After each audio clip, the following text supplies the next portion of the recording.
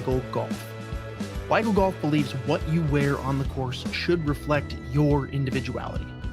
Who you are, where you're from, your hobbies, interests, and passions. All the stuff that makes you, well, you. That's why every design is inspired by the desire to create a piece of apparel that strikes a chord when you see it. That makes you say, wow, that was made for me. Because, in a lot of ways, it was. Ready to get your waggle on?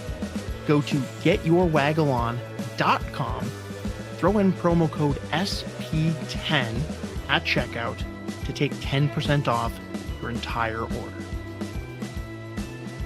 What is up, everybody? Welcome back to the Sota Pod YouTube channel for yet another live watch party. Minnesota Wild, Dallas Stars, Game 2 Stanley Cup playoffs, and we are back for some more play-by-play commentary and to hang out with all you amazing Dallas fans, Wild fans, and just hockey fans here as we pretty much start ramping up the live coverage here on the channel for the Stanley Cup playoffs. We'll be covering all the Minnesota Wild games, except for on Saturday, as well as just more Stanley Cup playoff games as the playoff/tournament continue. But let's get to the live commentary here. And guys, don't forget to keep the comments coming in the live chat. Lock in, boys. We are back. We are back. Let me know your score predictions for this game. Let me know your series predictions as well, ladies and gentlemen. All right, 19-13 on the clock here. We're going to redo the face-off. How is everybody's Monday, by the way? It almost just still feels like the weekend with the Stanley Cup playoffs. Every day just feels like, even though I still got to work, every day just... Oh, and an opportunity in front of falling Ottinger, and spread his right pad out. I don't even know if he got anything on the puck there, but good job by the Dallas defenders. Not able to get it out of their zone just yet as the Wild have it on the left side. They send it back around the net, and Dallas able to handle it up through the neutral zone. Wild in 5, 4-2 tonight. Yo, what is up, Vince? Good to see you, buddy. Guys, go check out our boy Vince's coverage as well of all things Minnesota sports. Sports done right. How you doing, Vince? Good to see you. Wild in 5, Wild in 6. All right, puck deflected into the Wild zone, into the corner battling. Faber in there. 2-on-2. Stars able to get it back. Top of the circle. Shot blocked. That goes into the right side. Up on the right wall, and Wild are able to get it out of their zone. Still in the neutral zone. And missed with the hit, but Dallas are able to get the puck back regardless. Back to the line. Dallas sends it deep and behind the net. Into the corner. Puck trickles again. Other side behind the net. Dallas has some physicality here early. They lose it, and good job by Minnesota chasing that puck all the way down the length of the ice, able to gain the zone and negate the icing. Oh, thank you, Tanner. 17:38. It's a good tune, but like we got some hockey to cover. I keep forgetting that there's no music in the ad. I play music in the background, so thank you, my man. All right, puck back into the Dallas zone. Oh, eating a pretty big hit in the corner there was Dallas, and Bogosian now racing back. Man, Dallas, yeah, they're being physical right out of the gate here, and they're making a statement in response to getting spanked in that first game. Wild, nice passing as they enter the zone behind the net. Dallas gets it back. Left corner, backhand it. Up over the line. They're trying to just pick a pocket there as the Wild are settling that down. Dallas actually finishes up their change. 16:45. Dallas, they dump it in. And actually, they don't even successfully dump it in as the Wild are able to grab that. Pass up to the left side, but great defense by Dallas. Dallas pushes it down into the Wild zone. Spurgeon separating the puck from his man, but Dallas still has it behind the net, trying to set someone up in front. Back to the blue line. Shot. Doesn't get through. Oh, but a bouncing puck and can't get the shot off. That was right at the top of this, or right in front of Heiskanen, next to the circle. And Boldy couldn't get to the puck here. Wild finished their change. Oh, nice work by Kaprizov in the neutral zone. He sends it back down to Hughes. And we got a delayed penalty. We got a power play coming. Let's go. Up a man right here as Wallstedt went back to the bench. Kaprizov. Corner to Tarasenko. He can't handle it, or it bounces off his stick and Dallas gets it. Glenn freaking Gullickson, ladies and gentlemen. I believe he was an assistant coach with the Canucks at one point. Head coach of the Calgary Flames. Crashed out in the Calgary Flames practice just like... who was it? Who crashed out for Minnesota? Mike Yeo. High stick on Rantanen, no less. Yeah, up hits Kaprizov high. And here we go. The Minnesota Wild on the power play. All the big guns out there. Face off to the right of Ottinger. And they're gonna restart this one and do it again. By the way, if you guys are watching on Twitter or Facebook, come over to YouTube. Join us here on YouTube.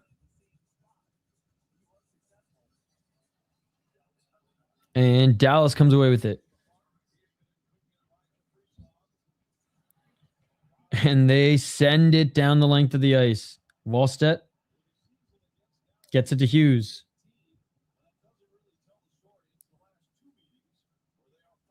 Too high for the Stars. Hughes hits Kaprizov. And that shot went wide. Hey, what's up, Real Goose? Go Flyers. That's two. Fun games as well. They're already in Sid's head. 15:07. No Zook.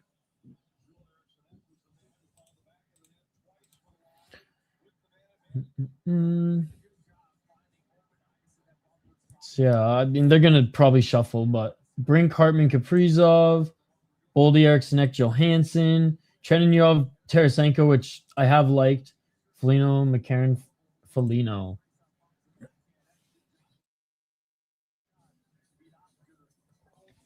All right, 15:04. Eriksson helps win the draw there, but the puck is sent back down the length of the ice. Kaprizov back to Quinn Hughes. Hughes through the neutral zone over the blue line, but knocked away by Heiskanen, and Boldy now with it. Wild haven't been able to set anything up on this power play. A whole minute in. Boldy sends it around the net. Hartman battling for it. Oh man, and Eck goes down. And again, the Stars. What a great penalty kill by the Stars right now. And they're pinching with the guy, or two even at times, with two guys high. And the Wild still haven't been able to race past them. Johansson now in the corner. Trying to even just send it back down to the blue liner on the wall. Stays on the wall. 24 seconds remaining. Puck to the blue line. Faber. Back to Faber. Faber, top of the circle. Nah.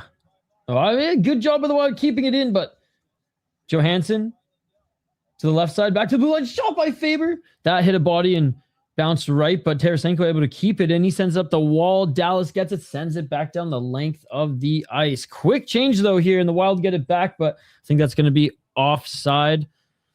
And some pushing and shoving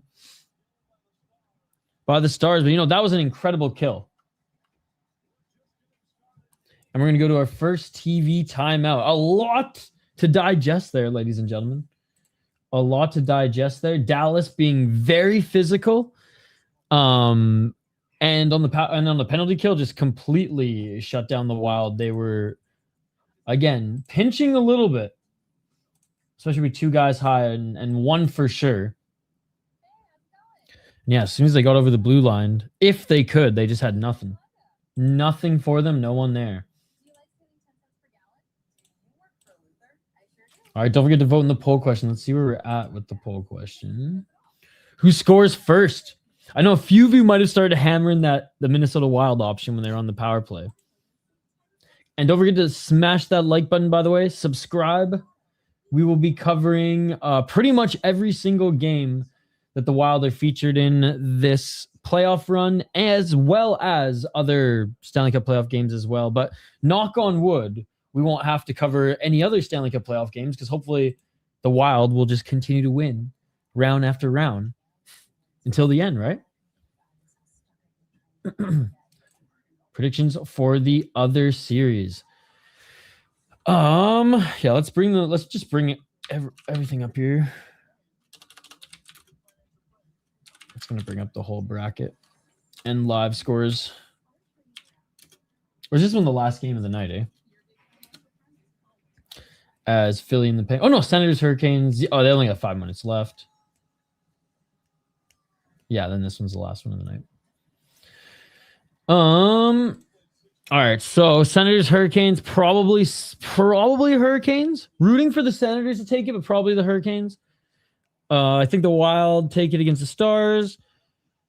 Oh, I really want the Ducks to beat the Oilers. I'll say Ducks. I think Canadians can beat the Lightning.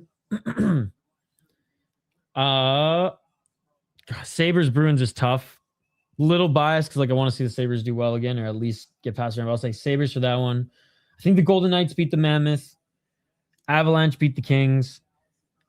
And I would have said the Penguins beat the Flyers, man. I'm going to say still Penguins come back and beat the Flyers. Gino can't go out like this. Not like this. Let's get it all. Hey, what's up, sis? Good to see you. Is this II? If not, why won't the bullshit hockey dude show the screen? Yeah, only forward. All right, 13:30 and a shot from the line by the Stars. Nice save by Volstead. That goes right. Asby Canes in the Cup Finals. 13-17. Shot top of the circle. And that deflects up and out of play.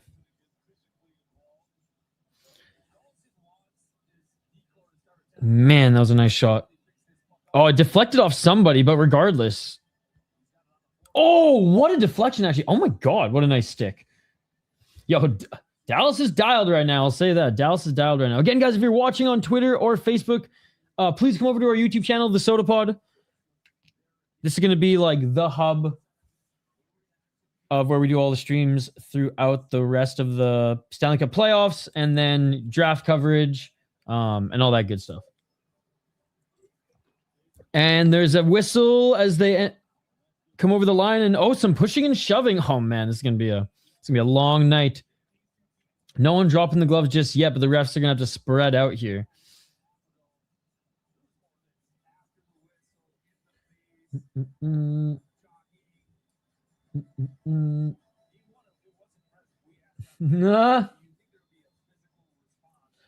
I don't know if I remember that. I don't even remember this, but the last time I watched with you, the U.S. team beat the men's hockey team. Hughes had a winning goal. You know what? I mean, I remember that, but I don't think that was the last time you watched hockey.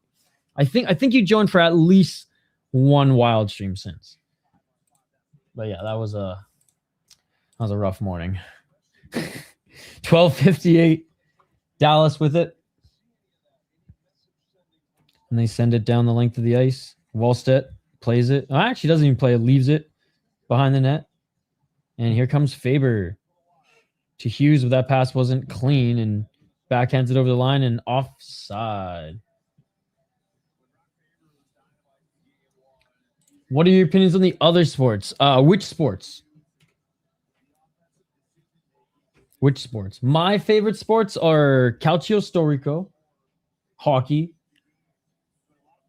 box lacrosse, and then like combat sports, and then like Muay Thai, kickboxing, MMA. I haven't heard this song in a while, by the way.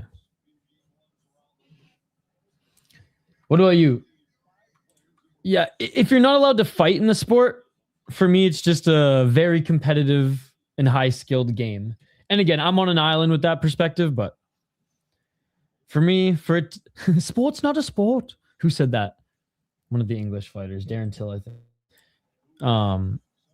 But yeah, if you can't fight in the sport, then I don't really have any interest in it. Respect the athletes, of course. 12-22. Box lacrosse, I think, is way more fun to watch and go to than basketball, baseball, or football. Same. Like, I'm not a big soccer guy either. Although Zinedine Zidane was the man. I was rooting. I don't even think I was rooting for France.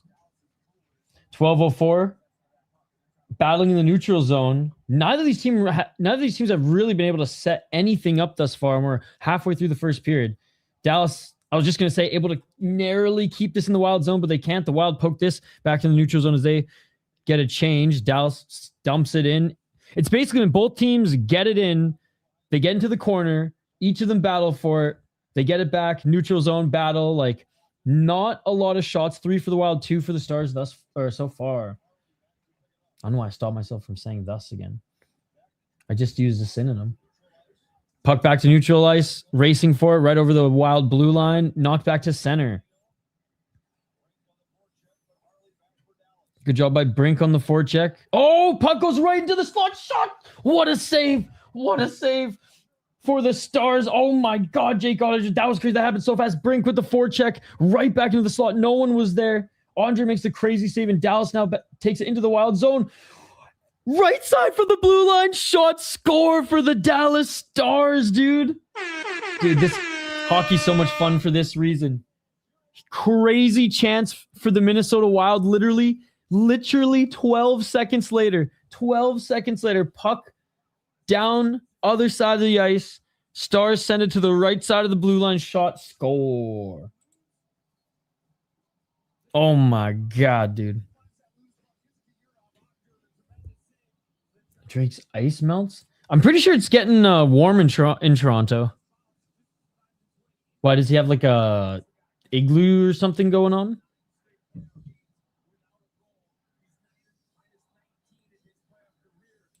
I got this. I was gifted this a long time ago, by the way, and it's an awesome jersey. CCM. They don't make them like this anymore. Fucking fanatics. Are you kidding me? So yeah, this is I think from like 2002, 2003. That was the CCM era, eh, chat? Made in Canada, baby, just like me.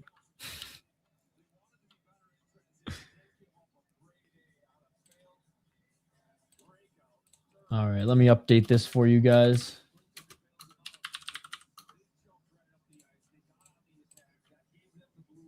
All right, 10:56. Finally, we're getting to the face-off. I'm going to do it again. Hartman there for the Wild. Tarasenko on his right.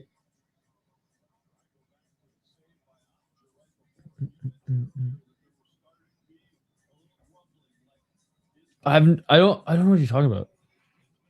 Do you like build something? Well, the Toronto Maple Leafs aren't even in the playoffs, so.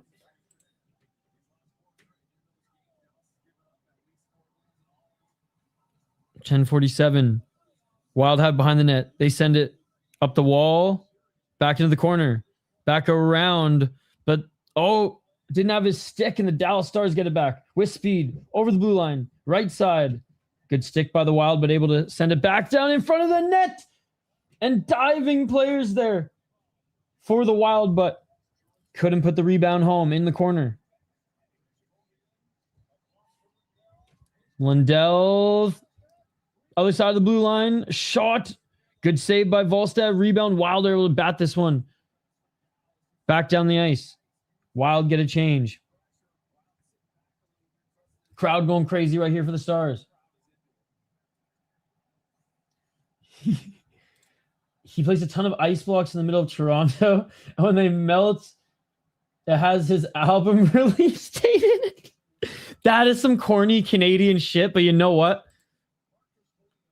That's not bad. That's not bad.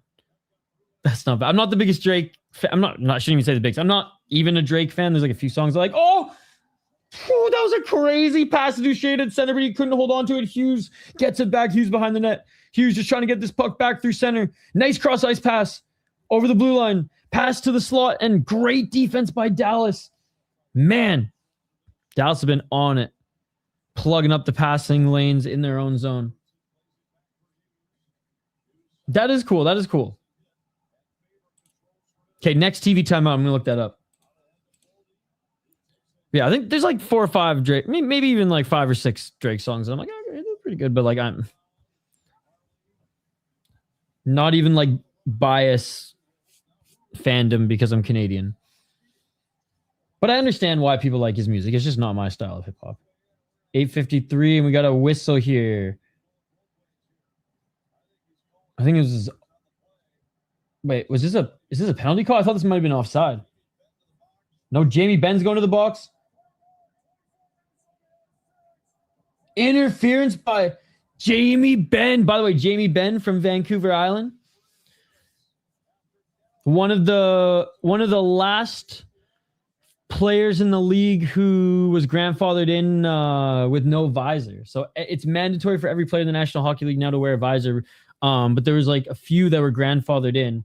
I think it's Jamie Benn, Zach Bogosian. I know Matt Martin retired. Ryan O'Reilly's one. Useless hockey facts, but fun ones. Say the number under 20 for Drake song is crazy. He's been in this shit for 20 years. No, that's the thing. Those are songs that I probably have like downloaded or on a playlist. Drake's I'm not saying he's my favorite, but crazy how he's changed. The times I've changed. Yeah, he's been around for a long time. Like when I was in high school, he was doing features with like Eminem, right? But like the songs that it's kind of just like I don't like the songs that I like. They're really good, or I think they're really good. And the other ones, I'm like, again, I'm not a hater. It's just not my thing. It's just not my thing. There's some music out there I'm just like, nah. All right, so yeah, Matt Zuccarello is day to day, and it's from the Tyler Myers elbow to the head. Zuccarello finished game 1 with 3 assists. So there you go. By the way, guys, that's the update from Michael Russo. I'm going to put that in the chat. I'm actually going to pin that too while I'm at it. All right, I got to update the poll question. The home team with the 1-0 lead right now. Back from TV timeout. I did open up Twitter, so I will check the Drake thing here.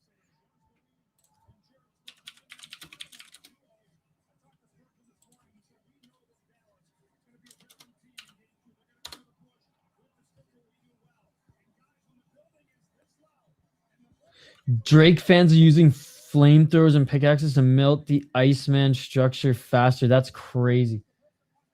Why is he wearing a Green Bay jacket? This is what this is referring to. All right, we're back at it. 8:48. Up to the neutral zone. Kaprizov. Blue line. Hughes. Faber gets it. Top of the circle. Faber in front. Oh, what a move by Faber. Shot scores! What a move by Brock Faber, man. Holy.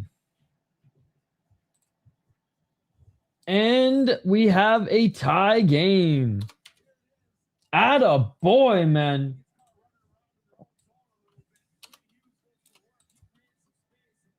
Ooh, little carve to center. Oh, upstairs too. Upstairs. Look at that. Oh my God, what a shot. Holy. Oh, damn. The first round pick is good, but yeah. Quinn Hughes was traded to Minnesota Wild from my Canucks, so I earlier this season, so I understand. Actually, the Canucks are absolutely decimated the last couple years, so I understand. Caleb Williams is the Bears quarterback, and he tried to steal the name Iceman after Drake announced that was a CD name. Bears and Packers hate each other like they fight every game. Oh, okay, that makes sense. Maybe it's just like I've been living in Minnesota now for a while that I see the Green Bay Packers logo and I go, oh, what the fuck? Who'd want to wear those? All right, Hughes with it, 7:51. Still 4-on-4, by the way. I thought it was a penalty as we went to TV timeout, but it was 4-on-4 with the Wild. Hey, got it done regardless. Hey, cheers, man. Good to see you, our friend from Brazil. What are the Canucks going to do with guys like Besser and Demko now? Well, Besser they'll probably keep Besser until he and his. Oh, what a save by Onger! Oh my God, sharp angle shot. That was like a sick ass sharp angle shot. Onger dives and gloves that one down. I think they'll keep Besser as long as they can to keep selling tickets until him and his significant other. Oh, it was a tip right in front. Jeez, I was gonna say that was almost like too sharp to get a shot off. So yeah, Hughes to Boldy with the backhand tip, and what a beautiful glove save by Ottinger. From what I've heard, these are rumors, but what I've heard, his significant other really loves Vancouver. And until it's too miserable to play there, I think he signed the extension. Demko, man, Demko might retire in a couple years, which is insane to even suggest, but it's like, it's that bad at this point. Oh, back to Lindell for the Stars, and shot that goes, or was deflected left into the corner. Dallas gets it back, sends it into the slot, shot, and that hit the post. Deflects left again, back to the blue line. Shots, slot, shot, doesn't get through. Behind the net, Spurgeon working. Eriksson Ek gets it to Bogosian. Bogosian sends it to center. They're battling at the Dallas line, unable to get there. Some pushing and shoving in front of both benches, and I think both teams are changing. Fighting, changing. Ek yapping. I did today.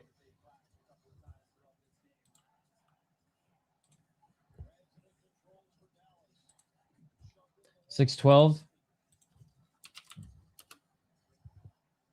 In the corner. Wild zone. Dallas sends it around up to the blue line. Ryan Hartman through center. Up the right side. Yeah, enough was enough sort of thing, you know? I was given like benefit of the doubt because homie's been around for a while, but nah, guy's crazy.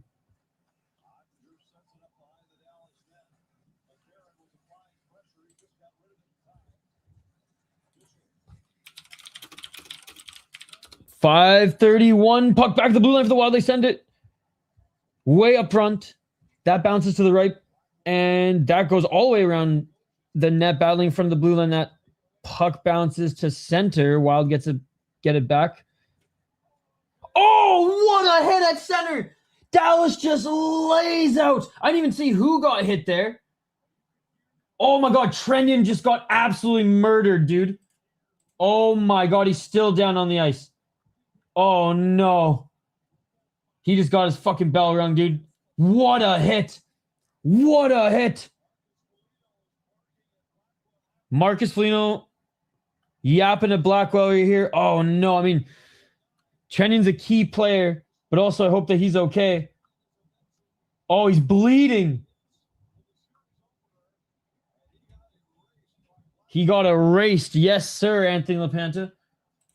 It seems like a clean hit for the first angle. He's bleeding, so I wonder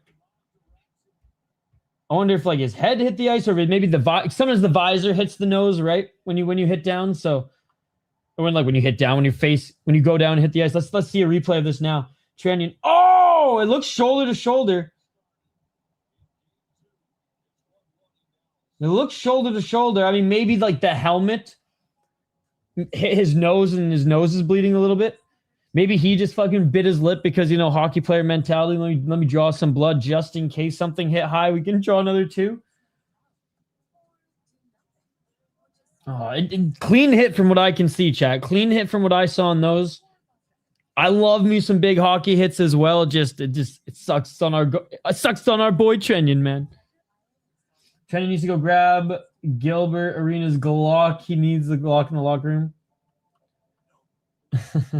Well, if you elbow or shoulder to the head, sis, then you know you can't You can't hit in the head. You can't go full Scott Stevens. Sis, you should look here. Actually, I'll make it easier for you.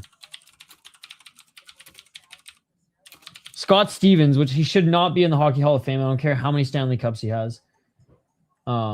He's such a piece of shit. But he was infamous for his fucking elbows and shoulders to the face. I can't show them on screen. I was hoping there'd be like a compilation, but I'll show you the worst one. Hit this guy so hard that this guy had no memory of coming back onto the ice and scoring actually the game-winning goal, and like to this day doesn't he's got bad CTE because of it. Foligno will kick his ass. I mean, it was a clean hit. But yes. Bounty on Blackwell now. Yeah, check out some of these guys. This guy's hits, Sis. One of the dirtiest players of all time. Like, he was a really good defenseman, but he just chose to be crazy.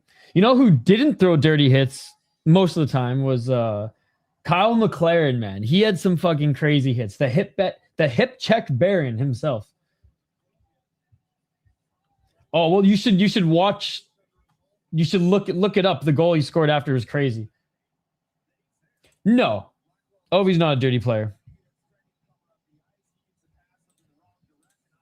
I'd say I don't even think Crosby's dirty, but like out of the two, Crosby's probably plays more like a little prick than Ovi. Troy Terry had one hit this year with Charmin Soft. No way. That's hilarious. Trending's just like leading the league, and Troy Terry had one hit. Okay, we're back at it, ladies and gentlemen. We were at a timeout there. They had to clean the ice a little bit of the blood. What is this, UFC? 451. Shot way past the top of the circle, but that was deflected, and a great save by Volstedt. God, I can't tell if I like these Stars jerseys or not, chat. Goal scoring wise, Ovi. Overall hockey player, Wayne Gretzky. The only player who I think is actually like better than Wayne Gretzky and who I consider the greatest of all time is Mario Lemieux. I think you can make an argument that Gordie Howe was like a better hockey player than Gretzky, but I'm still Lemieux, Gretzky, Howe. Yeah, I think my Twitter, I reposted a guy, put the clip up with Limp Bizkit's break stuff music. Oh man, that's hilarious.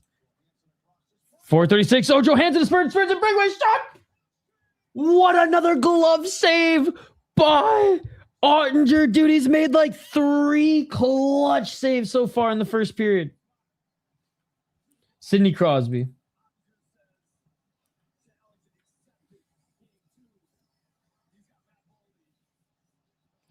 As soon as McDavid even wins one, though, I'll probably change to him. But like, fucking Sid the Kid, man. Prime versus Prime, if they played one-on-one or team, I still think Sid edges it out.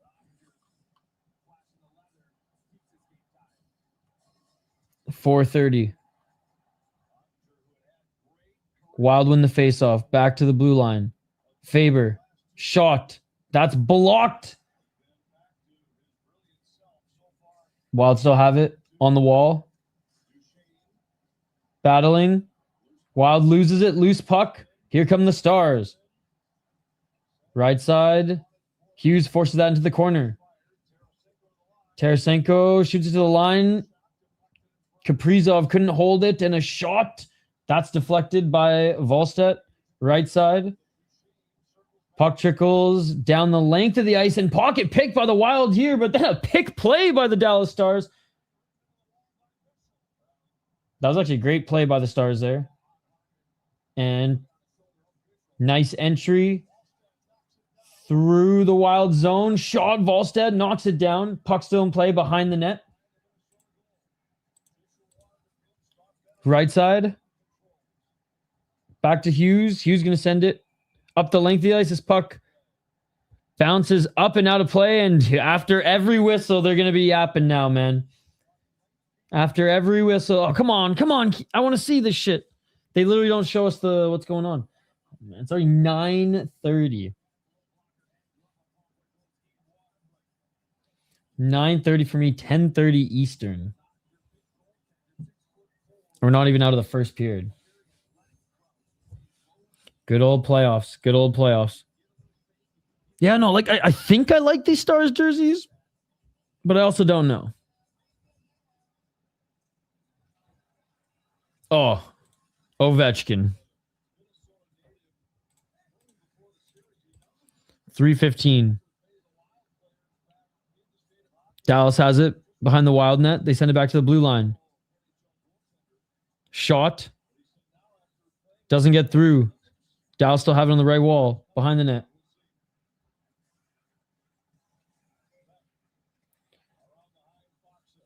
On ESPN, it was delayed a little bit, but I'm watching it on the FanDuel broadcast.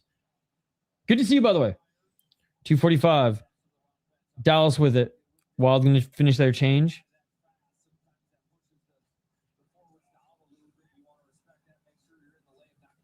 Right side.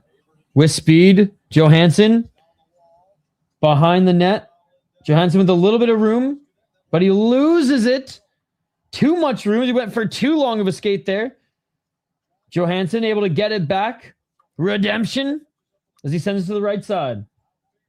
Faber working it up over the blue line. I will say, since the Wild have tied it up, they have been looking a lot better. They're playing with a lot more urgency. Hughes with it at the blue line. Hughes with a shot. That goes wide. Wild still with it. Eriksson Ek. Boldy with it in the corner. Loses it. And the Stars send it up and bounce it back into the Wild zone. Stars changing. Faber to Hughes. I thought it just went bankrupt again. What? I mean, Bally Sports, I think, has gone bankrupt, my man. Was it Fox Sports North, Bally? Now it's FanDuel. Who knows where it's going to be next year? Up through center, Kaprizov. 2-on-1 as they're checking him. I think I think that's a great question. And like I had to think about it a little bit, but like Ovi's a fucking animal. And I feel like I like living the animal lifestyle a little bit more than the preppy Quebecois. I like my escargot while I hang out with the celebrities after training. I will say GSP probably able to get the finer women, but whatever. We'll settle for a few Helgas. 47. We'll trade some Moniques for Helga. 36 seconds. Some pressure from the Stars. Behind the net. Good job by Middleton getting the puck back. Oh, but then he loses it in the corner. Damn. Centering pass picked off by Boldy. Boldy sends it high. That was a fun way to dump it in by Boldy. A cheeky way to dump it in by Boldy.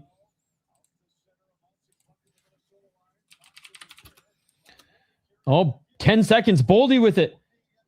Working against Tyler Myers. It's so crazy to see Tyler Myers with the Dallas Stars jersey, the former Canuck, Winnipeg Jet, and Buffalo Sabre.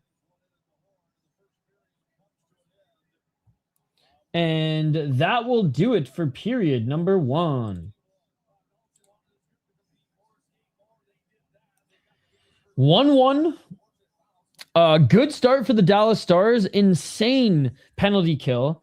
Able to strike first and then struck down Trenyon, who I'm interested to see what the injury report will be on him. Wild are without Zuccarello in this one, day by day or day to day. Hopefully back for game 3. But Trenyon, yeah, got absolutely rocked, man. Absolutely rocked.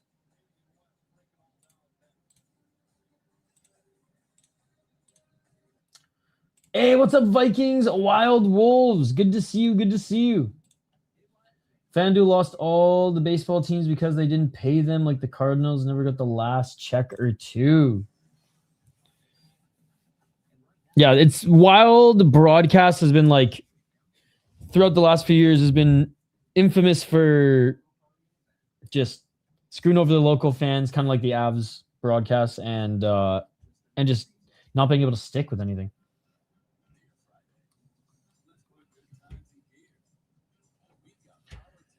Trenton will be back. He's a tough son of a bitch. I think so too.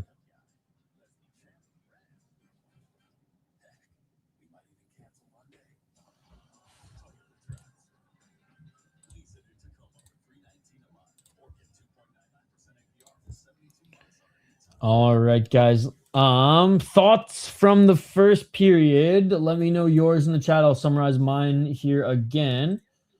Not a horrible first period. Actually, could have been a lot better for us. Yeah, it wasn't horrible. Wasn't horrible. Wild, if they would have scored on the power play and been up 2-1, I think that would have been, and obviously we'd feel a lot better. I think just the Stars came out like swinging, a lot of energy, a lot more aggression. We're gonna take a look at the hits here, but it seemed like they were throwing the body around a lot more. I think Volsted's dialed. He looks fine. Yeah, Jake Ottinger, I think, is a big point and storyline of that first period as well. He made, I think, 3 clutch saves. That breakaway one in particular. Yeah, truly, the Stars got some momentum after killing off that penalty. But as soon as the Wild tied it, I don't want to say they looked like the better team out of the two, but they looked good and they had their chances and they started to look tough to play against again. Good to see you as always, Dave. Watching Oilers Ducks during intermission. Could be 4-1 Wild right now. Again, if all 3 of those shots went in. So, fun first period. Energy in the arena for sure. The fans are a lot more stoked now that their team is not playing catch up. 13 shots of the Wild, 9 for the Stars. Again, it really picked up halfway through the period. Stars have blocked 6 shots, Wild 2. That's another thing. A lot of these shots aren't getting through for the Wild. 22 hits for the Wild, 10 for the Stars. So again, second half of that period, man, Wild started to really ramp things up, and faceoffs are even right now. Dallas Stars up 1, or up 2, but pretty even right now. 10-8. Let's check out some of the finer details here as we bring up the box score.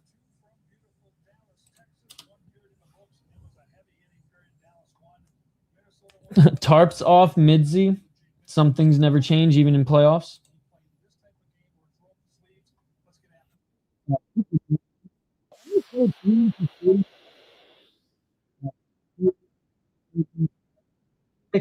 Hughes 10-19, Faber 9, Brodin 5, Bogosian 4, 45. Yeah, Kenyon only played 3 minutes before getting absolutely rocked. He did have 4 shifts though. And then yeah, the big guns are getting those minutes. Eck was 6:30, Boldy 7:26, Bobby Brink with 4:10, Polino's just over 4, Hartman on that top or in that top 6-4 or 6:11, and Kaprizov 6:32. Yeah, Tarasenko just above 4. Same with McCarron. So nothing out of the ordinary there. Hopefully we get some updates on Trenton, because he is going to be a key piece for the Wild this playoffs. Also, the goal Wally gave up was kind of a fluke, a goal. It was a good shot. It was a really good shot. But yeah, like it was not all those ones are going to go in. Not all those ones are going to go in. Flyers win 3-0. There for like 30 seconds, it sounded like you were underwater. Maybe because there was something playing on. It might have been because I was on the ESPN website. Whenever something plays in the background, I don't know why it makes me sound like I'm underwater, but that's probably what it was. Thank you for letting me know, as always. Thank you to those who liked on Facebook, by the way. You guys are awesome. If you are watching on Facebook or Twitter, I see a lot of you watching on Twitter. Come over to our YouTube. This is this is the hub of where we're going to be connecting with you guys and where we're going to be primarily hosting these. I was going to say fight companions, these watch parties. Yeah. He's in the playoffs. His brothers aren't in the playoffs, but he's in the playoffs. He played. I think he has the most ice time for the Wild. Yeah, he has 10 minutes of ice time for the Wild right now. In regards to Dallas, nobody with 10 minutes. Nobody with 10 minutes. Heiskanen and Lindell have 8 minutes, but that's about the closest. The Wild, dude. He was drafted and played and was captain of Vancouver for many years, but this year he's traded for like all of the Wild's prospects. Yes. He was traded like 30 games into the season. It was one of the biggest trades in Canucks and Wild history. And it was the biggest trade in the NHL this year. He was traded for 3 of the Wild's top prospects. Well, two top prospects and one top 6 center. The American hero. And a first round pick. Yeah, it was a hell of a trade. It was a hell of a trade. So like, as a Canucks fan, I'm like, all right, got the best return for him. And as someone who covers the Wild, it's like, okay, sweet. I still get to watch Quinn Hughes play. So, where has this guy been? He's not a hockey fan. He by the way, Tanner, you should recognize this. He's in our City Life chats. The Canucks did not make playoffs. They are the worst team in the league. I'm hoping and praying because there's a draft lottery. I'm hoping they get the first overall so they can draft Conor McGregor. The Canucks are not in the play. They're literally the worst team in the NHL. They ended at 32. And if they don't get the fucking first overall pick, I am going to crash out like Conor McGregor. But Gavin McKenna is the projected first overall pick, and he's that 18-year-old from Penn State who beat up that 22-year-old who was calling his mom a whore. Gavin McGregor, baby. I wasn't sure if he was trolling because I recognized his name. Yeah, he's not a hockey guy, although Vladimir Tarasenko is his favorite hockey player. The right way. How much does that rub off on you and the rest of the team? What's a rub off means? How much do you learn from that? Oh, okay. Petrangelo's face just makes it so good too. Well, can't get worse. Honestly, they got to rebuild again. The rebuild didn't work. They got close. They got to the second round of the playoffs a couple years ago. And then it just fucking went south. Because the top 2 centers were fighting in the locker room, and then Quinn Hughes had to make a choice on which one the Vancouver Canucks were going to keep, and then they traded one, and then it still didn't work out, and then everyone got injured. Then Hughes said, "Get me the fuck out of Canada." Yeah. Let's go Ducks. Ducks fly together. Ducks fly together. All right. I'm going to... I got to add a new poll question. Guys, smash that like button, by the way. Our goal is 25. I'm going to get a new poll question up here since this one... Since there's no need for this one anymore. Who is... Here, I got one. Who is your dark horse team of the playoffs? By the way, guys, we're going to stay on a little bit after the game. Probably only like 20 minutes-ish. 30 minutes max, because this is a fucking late one. For a post-game show. And if you miss it live, we will post the post-game show via audio and video. So there you go. All right, dark horse team. We'll say, I'll put the Ducks on there. We'll say Montreal. I should say Habs then. Habs.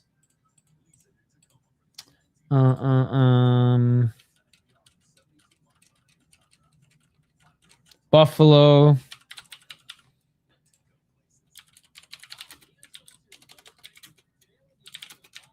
comment if not listed. There we go. There we go. I'll say the Ducks are my dark horse team. Am I confident? No, but like they're the dark horse. It's like you're not necessarily confident in your dark horse team. They're like the most confident out of the non-confident, I guess.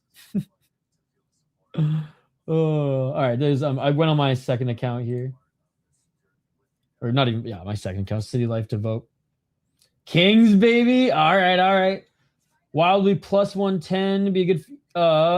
Oh yeah. They can definitely come back in this one. So you get them a little plus money. Carolina. Are they a dark horse there though, Eric? Or are they not like a fit? Because when I think Carolina, I think like Carolina's been a favorite and still are a favorite to go far, and they have been for like the last 5 years. But like, I appreciate you commenting. I think Carolina's too good to be a dark horse, but I appreciate your comment. Got a boost, so I got plus 132. Let's go. Real Hockey Channel. That is accurate, TG1. Good to see you, TG1. You obviously watch hockey, right? You're a big hockey fan, right? You get the Stanley Cup playoffs on cable. Good to see you. Good to see you. All right, guys. We are in our first intermission here. We're gonna take a quick break. But yeah, honestly, Buffalo's up. I wanted to pick Buffalo, but the Ducks have just been so much fun. I will say Ducks, Buffalo, Montreal in that order. Fucking need a haircut, man. Hair's freaking getting in my face and shit. I feel like the Sabres are not a dark horse either. But like second half of the season, Sabres, agreed. First half of the season, Sabres, no. So I'm like, I still don't know which Sabres are the real Sabres. We'll find out as the series goes on. They played an incredible first game though. So you might be right, Robert. You might be right. Definitely Carolina more or less of a dark horse than the Sabres. But that is a good point. I still dream of Tage on the Wild. I mean, he loves Billy Guerin now. All the American fight, or I was gonna say fighters again. I've been streaming way too much combat sports lately. All those American skaters do now. Okay. Quick break, ladies and gentlemen. On the other side, we'll be back with more commentary, play-by-play, and interaction with all you amazing folks in the live chat here. As you know, this channel is a lot more than just live streams. We have 2 live podcasts that we do every week and clips of our podcast as well that we post daily, as well as the full episodes of Fellowship of the Rink and other original content.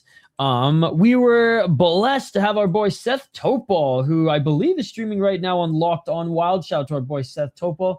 He joined Hoppy on Fellowship of the Rink this week. Joe Smith also on that episode as always, as well as Matthew Wood, former Gopher, now Nashville Predator player. So if you want to check out that part of the interview, you can as well. I'm going to leave you guys with a small segment of basically Hoppy and Seth's thoughts from Game 1 of the Stanley Cup playoffs, Dallas Stars versus the Minnesota Wild, and just some of the things that they were hoping to see or continue to see going into Game 2. No way. Why was it waved off? So check it out. And we'll join you guys back here in 3 to 5 minutes. Probably only like 2-3 minutes actually.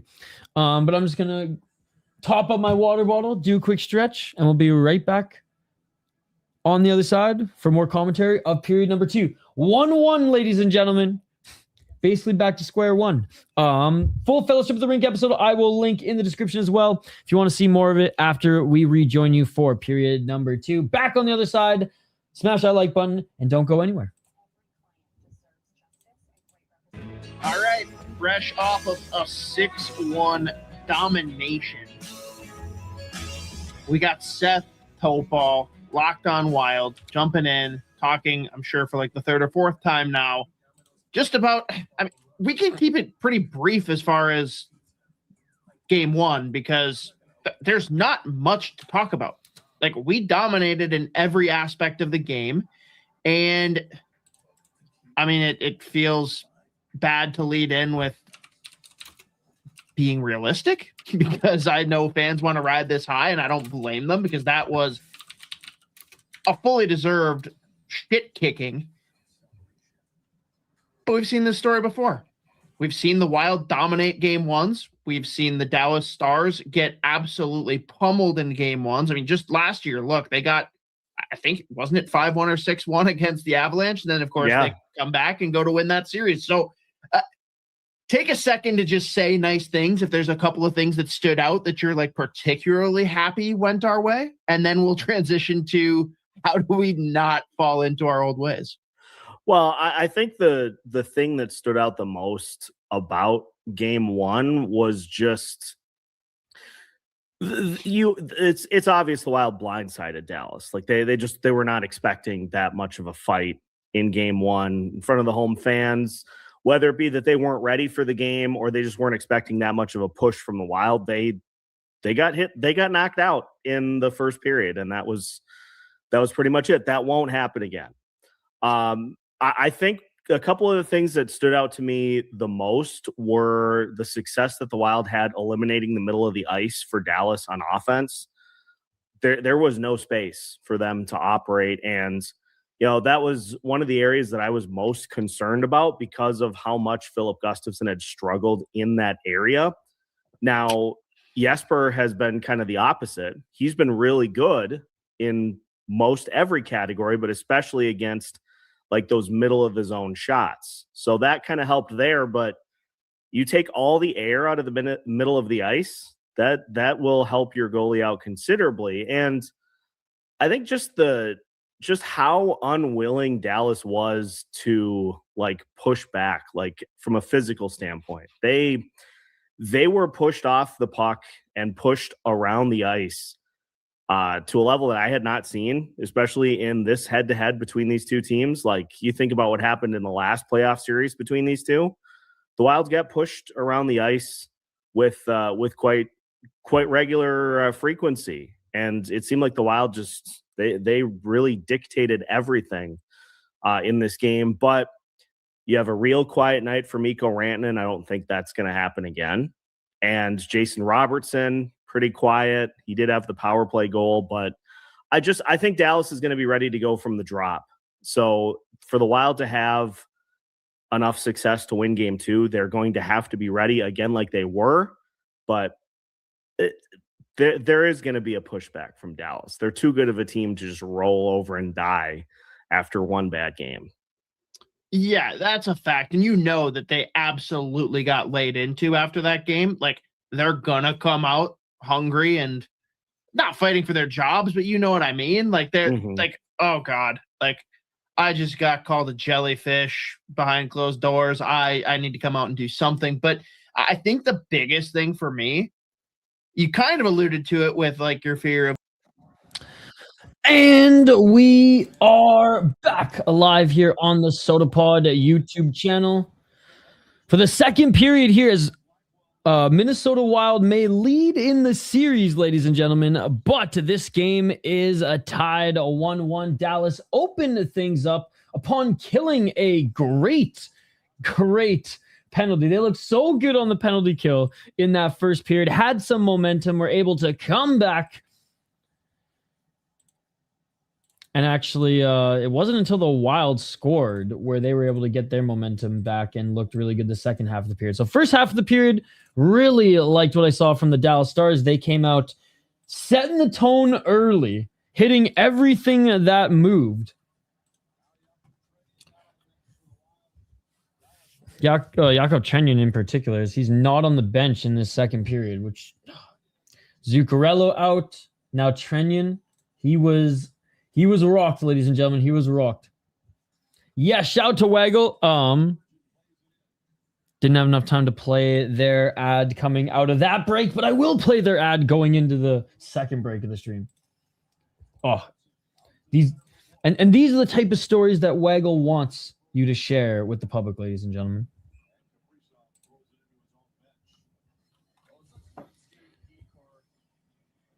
All right, two whistles already. And Kaprizov looked like he was shaking his hand. I don't know. Someone got a little cheap shot in there. Faber with a shiner under his right eye. Oh, we got a series, ladies and gentlemen. Hey, what's up, Sophia? Good to see you. Yo, Sophia, come over to our YouTube channel. Same name, the Sota Pod. There's a lot more people in our chat here. All right. Dallas wins the faceoff. Back into their zone. Sends it up to center. Broken off. Middleton with it. Foligno loses it. Tyler Myers pokes it back to center. Hit from Dallas at the Wild blue line. They still have it. Wild get it back. Right wall. Dallas picks their pocket in the neutral zone. Dallas sends it up the right side. Wild get it back. Only for a moment. Hard check. Puck bouncing front of the net. Blocked. Myers holds the line, though, and he sends it back up to Dallas. Right side around the net. TSP's the initials are basically a tablespoon. Go Wild. Wild come out of their own zone. Foligno dumps it in. Oh, shoots, actually. Easy glove down. Ottinger passed it left. Wild tried to pressure it in, and the big hit on Blackwell by Foligno is going to be called.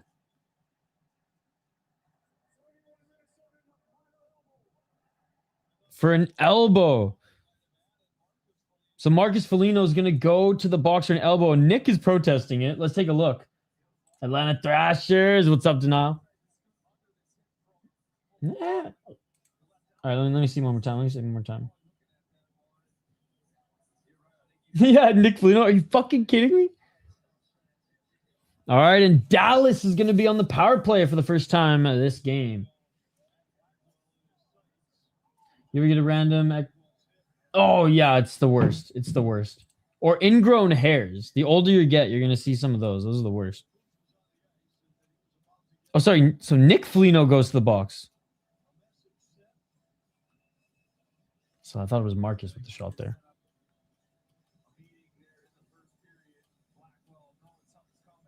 Face up to the right of Wallstedt. Good old Wes McCauley ref in this one. No, I think we're like literally the same age.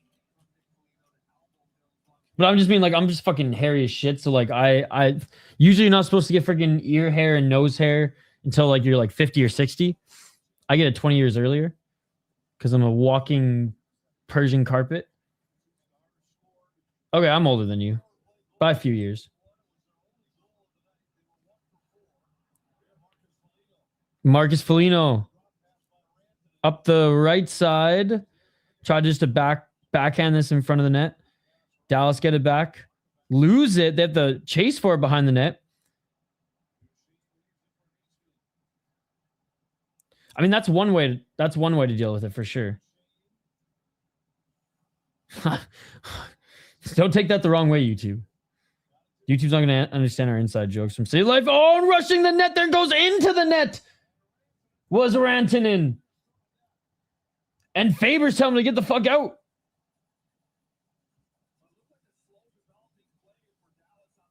I want to see the replay of this one. Dude, Faber's just been goal in everyone's face, wearing some damage on his face. Joe Marcus Foligno, though, this shift to really step up during this penalty kill. Oh, man.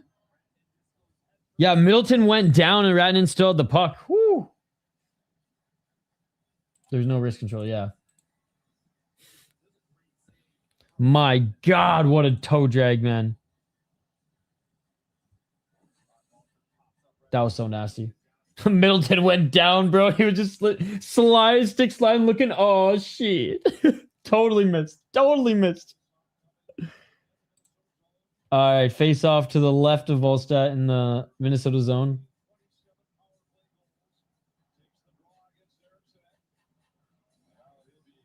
Eriksson Ek taking the draw. Duchesne comes in as the replacement. And Duchesne wins the face-off. Blue line, right side. Rantanen in front of the net, trying to get a shot off, and save by Volstad. He's going to cover this one up. You know what is pretty cool about this game, Sis, is Volstad is the rookie goaltender this year.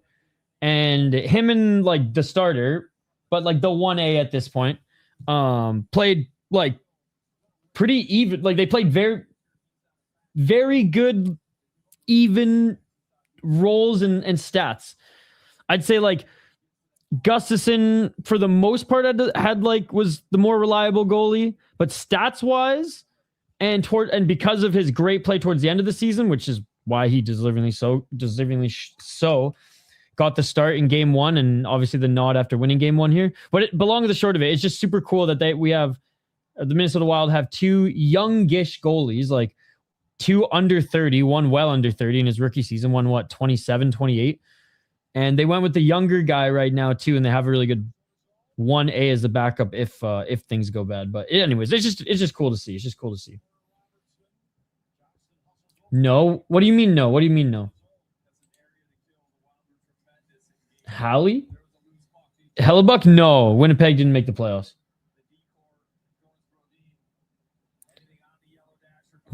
Mm. 16:03 up the right side. Come the Stars. Nice backhand pass, shot, score. Oh, what a goal, man. What a goal. What a goal. I thought he was going to... Oh, and there's a fight. And there's a fight immediately after the goal. Eric Sinek breaks up the celebration from the Dallas Stars. Eric Sinek is in there breaking up the celebration. Who's he trying to fight here? Is he trying to fight Duchesne?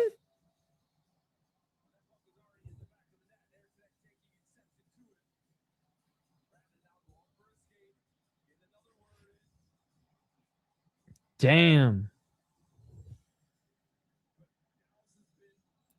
They're only down by one. They're only down by one. And X going to go right to the box, of course. He's saying that's bullshit, but I mean, you kind of broke up the celebration there, bud. Rantanen is a dirt ball. I mean, what did Rantanen do here? All right, I'm looking at the replay. That was a beautiful play by Rantanen. I want to see why Ek went to the scrum. Why did Ek go after Duchesne? God, that was a great goal by the Dallas Stars, dude. Where? Hold on. Oh, okay. So Rantanen bumped him as he was skating to the celebration, and Ek went, nah.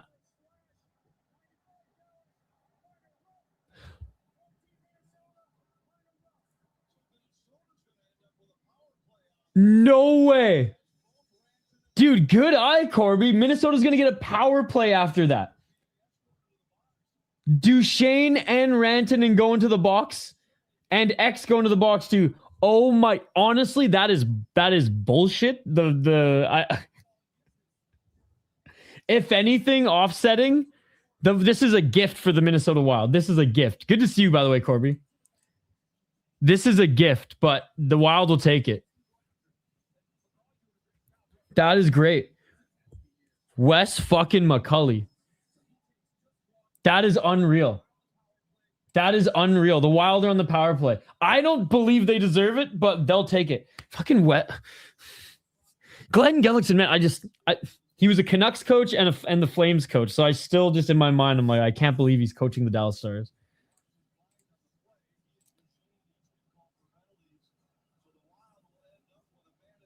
That is a gift. The Wild had no good chances on their first power play. Let's see if they can do something with it in this one. Wild win the faceoff. Hughes with it in his own zone. Faceoff was at center ice, by the way. Can't just be the centers and overtime. I think they're going to I don't think they're going to sweep. 5 or 6, though. 137 on the power play. Good job by the Dallas Stars having one player just pressure and forecheck. Here comes Boldy, right side. I got Faber scoring on the power play. What's up, Hot Take? I have a question about the poll. How the Habs a dark horse when they were top 6 the entire year? I just ran out of names at that point. Oh, Boldy breaks his stick. It was the same with Buffalo.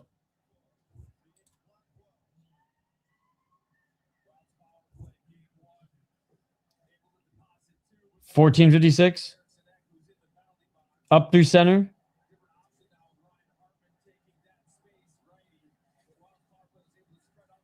Behind the net. Battling in the corner. Oh, no way. And that's in the Senators and the Canes game? Damn. Hughes. Boldy. Shot. And a nice save by Ottinger. And a little push. Get out of my... Get out of my crease. Great save by Ottinger, but honestly, his best saves of the game have come in the first period, man. On this series, I think the Wild can take it. I wasn't drinking the Kool-Aid of, oh, it's going to be a sweep after that dominant game one. No, this is the playoffs, and I've seen many good game ones, and then, you know. But no Trenyan and a day-to-day Zuccarello. It's a good thing this team was deep coming in relatively injury-free, because the playoffs are going to throw you into the meat grinder, but I think the Wild can take it. Definitely more confident this year than I've been any year covering them when they've made the playoffs. Trenyan needs to come back if Foligno is going to take a pound of flesh from someone. Well, Trenyan is not on the bench for this second period. Yurov with it. Oh, what a centering pass. Well, it was more just right side, but still right side of the slot. That wasn't able to get through. Wild still have it. Shot from the blue line, blocked in front. Dallas. Back to full strength. Wild 0 for 2 on the power play. Big hit at the blue line. And a trip on Spurgeon. And Dallas is now going to go to the power play. Hockey gods evening things up. Because let's be honest, the Wild shouldn't have even got that last power play. That was a gift. Hopefully the Wild win the series in 7. I'm only saying that as an Avs fan, though. Hey, the Avs and Wild series would be straight crack cocaine. Yeah, but hot takes, like, I'm not surprised you say that, because, like, since the moment, like, you think, and it's fair enough, like, every team has flaws. And, like, you are the most negative hockey fan I've ever encountered in any space, digital or in real life. So, like, I'm not surprised at all. Like, I was actually waiting for you to say this team sucks, like, to really, like, come down on them. So this is actually, I'm surprised. This is almost like praising the team compared to how you usually comment. Yeah, so we'll be out in 6 as always. So yeah, I was expecting to be like, oh, this team sucks. I'm not even watching it right now. I'm watching the Anaheim game. So this is actually the most positive comment I think I've ever seen from Mr. Hot Takes. Can you end stream and book a private jet? Take Torch Toronto to get the album released sooner. Oh, I'd take a Torch Toronto. You should ask Hockey from Home. I bet Hockey from Home would actually. I mean, I don't know what tool, but could actually help. Can we tie it up? They did already. Yeah, hot takes. Put it this way: I've known hot takes in this space for a while, since the THPN days of covering the Wild as well. And hot takes is a Wild fan, I think. All right, Spurgeon, the captain, is sitting in the sin bin. Middleton out there, a vocal Middleton. Kane, Sanders, end of first OT. I take it there's no pens in playoffs? No shootout. No shootout, no. It's just 5-on-5, 20 minutes, 5-on-5, 20 minutes, 5-on-5, 20 minutes. Just like it was supposed to be in the Olympics, but fucking 3-on-3. All right, 145 on the Dallas power play. I will say, though, hot takes, like, Dallas has looked damn good this game, especially the first 10 minutes of the first period. I don't watch basketball at all, man, so I have no idea. What team has more Canadian players on them? That's the one I pick. 1303. I don't watch. If they were allowed to fight in basketball, I'd watch, but they're not allowed to fight, so I just don't even care.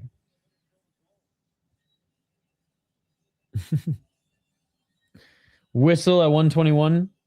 And Faber goes back to the bench. Eck out there. Boldy. I think Hartman too. Bogosian.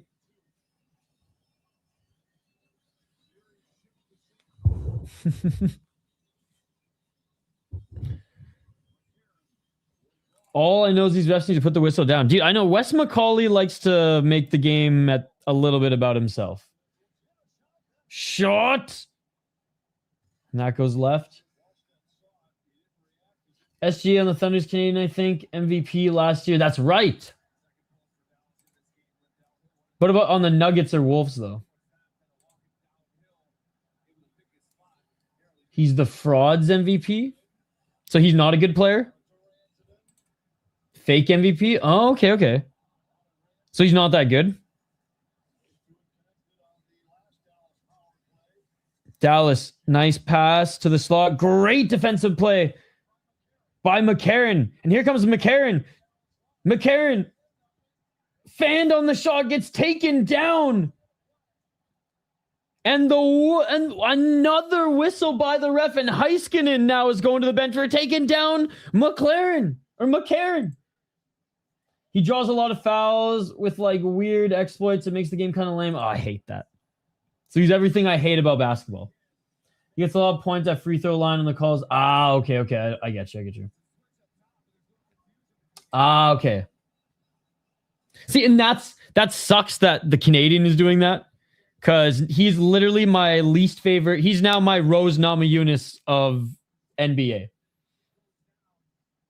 He's my least favorite player now, because that is everything I hate about the NBA.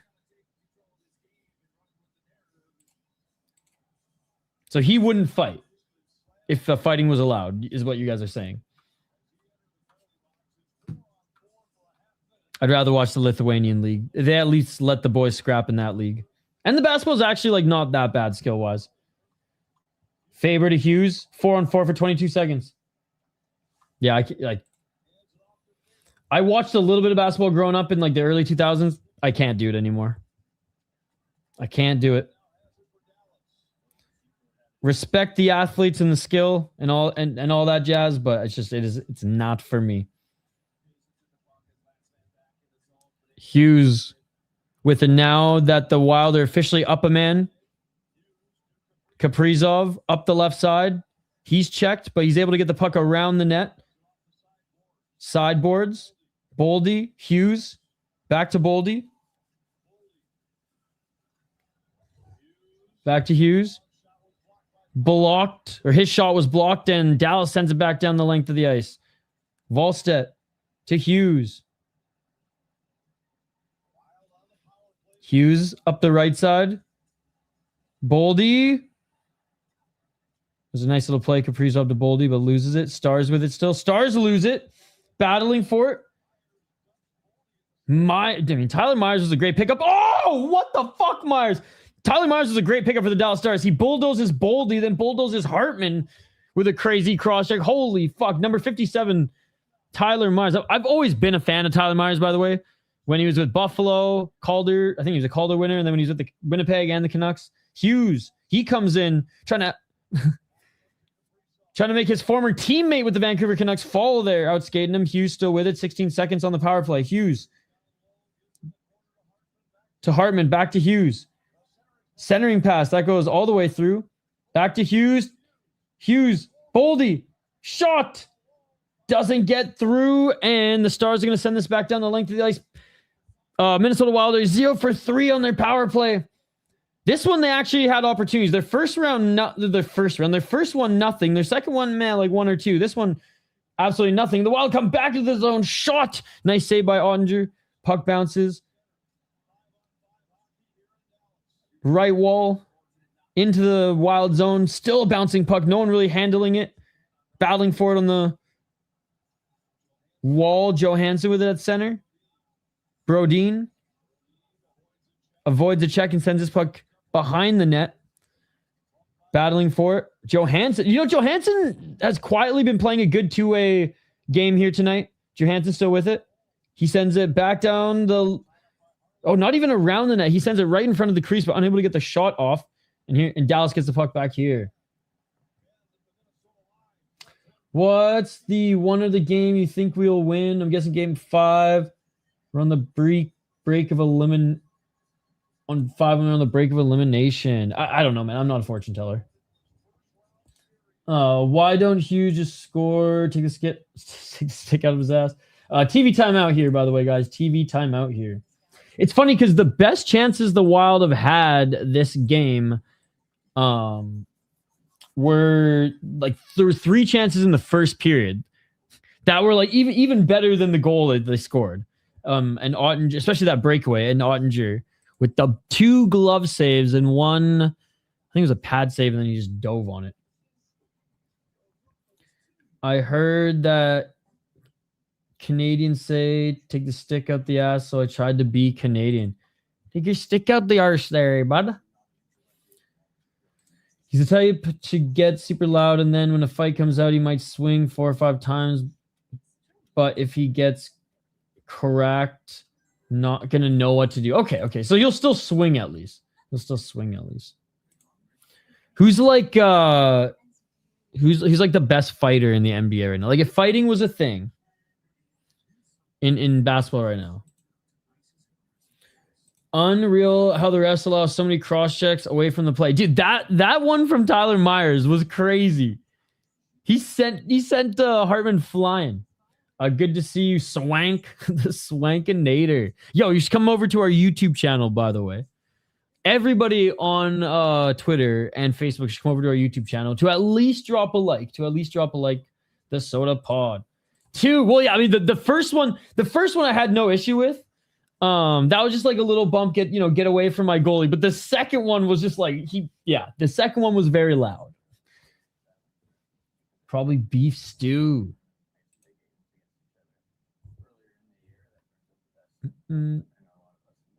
Hey, no problem, buddy.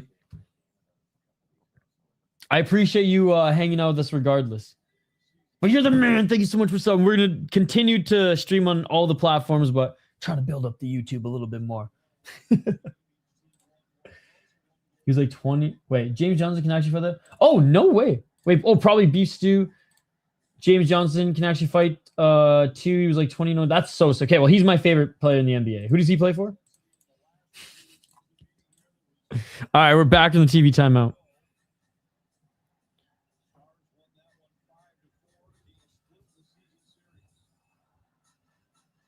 Oh my God, dude. The ref's going to send them both out of here. And 7-0 in MMA. All right, Nick Foligno gets booted. All right, the puck is dropped. And the Dallas win the draw. Top of the circle. Shot that doesn't get through. Freaking wall of players in front of Volstead. Dallas with it behind the net. 2-on-2. And Marcus with it at center. Yeah. LePanta said it. He's like, Wild without Yakov Trena, who was knocked out of the game. Yeah, literally knocked out and out of the game. Good job by Ben playing it ahead at center ice. Wild able to break this puck up at the blue line. And we're going to have a whistle as this puck bounces up and out of play. Plays with the Pacers. Okay, cool. Love a good scrap in a sport where you're not allowed to scrap. That's what made the Zinedine Zidane headbutt so legendary. Hey, cheers. Yeah, if you're a fan of the Wild, I think you'll dig some of the content. I'm not even like the main face of the channel. I'm just the streaming guy and the editor behind the scenes. But if you're a fan of Spoke Z, Judd's Buds, Joe Smith, State of Hoppy, Brett Marshall, our boy Seth Topol. Those are the real experts. Cheers, buddy. Yeah, especially compared to the last game. But when Yakov Trenin goes down, the freaking wrecking ball out there, or the guy who at least thinks he's a wrecking ball. Oh, another big hit by Dallas. And also, Dallas has just really stepped up their physicality this game. Hughes with it to Faber. Faber shot. And Ottinger makes the save. Faber's looked great this game, though. He's always going at like 100 miles an hour, though. Dallas still up by 1. Shots 20-13 in favor of the Wild. Again, Ottinger, again, in the first period, in my opinion, was most clutch. Dallas could be still trailing if even 2 out of those 3 prime chances that the Wild had against him went in. But his gloves looked so good tonight.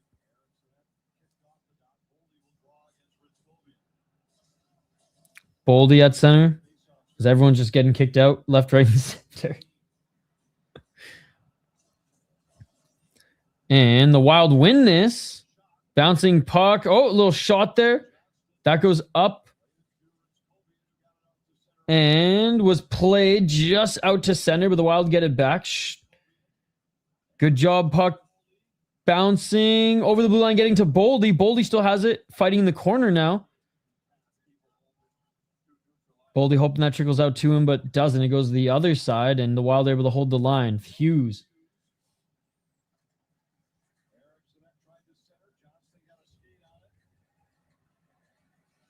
$7.28. That's still a good amount. And then, hey, and when all the hits are good hits, that's still going to wear down your opponent. Canucks and Wild don't make the playoffs for 70 years, but Toronto don't win a Stanley Cup for 70 years. Do you do it? They could still reach... Well, I mean, trading 2 teams for 1 I don't think is fair, but yeah, I'd still do it because of the Maple Leafs. Fuck the Maple Leafs. I hate my team more than I love my team. You know what I mean? Or sorry, I hate that team more than I love my team. I'm tired, Chad. It's getting late. All right, puck goes up and out of play. Johansson and Boldy talking as they're getting a couple shifts. They're getting some shifts together now. Johansson overall's had a really good game. Like even in his 2-way, I think he has snatched the puck 3 times. There was one play where like he skated it in, waited too long to make the pass, lost it, went all the way back into his own zone, got it back, and then reset the play again. So overall, I think Johansson had a pretty good game. Love to see the hate for Toronto. It's how I feel about Dallas Cowboys. They're like the Cowboys of Canada. If the Wild get knocked out this round, do you keep the coach or not? Probably. I'd say they keep Hines for at least... I mean, and then if like the start of the season is just complete shit, then, you know, then he'll get the old Dean Evison boot. But yeah, I don't think they fire him. If they lose every single game after, like if they lose every game after this, and it looks bad, then like there definitely could be a chance. I don't think they do. To answer your question, I don't know why I'm being so long-winded about it. To answer your question, no, I don't think they do. I don't think they do. Bedard Avs or Bednard, right? Bednard Avs has to get out of the first round to keep his job. I think the Avs will get out of the first round though. Like the Kings need a miracle. 621. The real question is, where does Rick Bowness land next year? Fucking love Rick Bowness, man. Based Rick Bowness, man. And the Wild are able to get this puck into the Dallas zone, trickle it forward. Ottinger makes a save, and then some pushing and shoving after the whistle in front of the net. No, all good, all good. And I honestly probably would have read it as Bedard, too.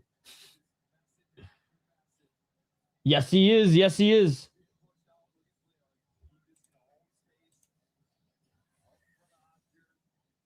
Yeah, he's number 91.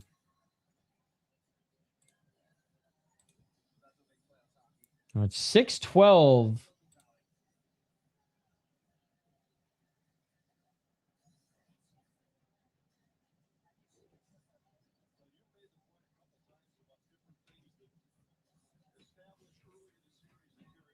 Spurgeon, Kaprizov, talking to the team as they set this one up. Then why isn't he scoring? Dallas's goaltender is good, man, and he's been having a hell of a game. And Dallas has just been playing physical, and Ottinger he's been on it. I'll say this: Dallas hasn't been like super, like that much of a threat offensively overall in this game. The Wild's defense has been pretty good, but they are up 1 here, so the Wild are still trailing. Dallas still has in the Wild zone, holding in the corner. Still in the corner with some space. Seeing who's available. He sends it up the wall. They shift again. Sends it up the wall. Shift again. Sends it up the wall. Bro, come on, Minnesota. Same freaking play. Oh, nice little hip check up against the wall. This goes all the way around. Back all the way around again. Tarasenko with a nice hit. Can't chip it out. Dallas still has it behind the net. Oh, tried to do a nifty little shot, but good defensive play. Pass in front, unable to go in between the legs. Dallas still has it on the wall. Back to the blue line. Dallas Stars with it. Long play here for the Dallas Stars. Blue line. Oh, pass. Heiskanen unable to get that shot off, but the puck trickles around the net. Battling for it. Dallas still has it. Tries to find his man cross ice. Not clean in the Wild. Check him. Trying to get this out, and they finally get this puck out. It bounces in, so no icing. The Wild are able to get a change. 4:30. Offensive chances, no, that's incorrect. Both stats-wise and eye test. Defensively, Dallas is playing the better game for sure.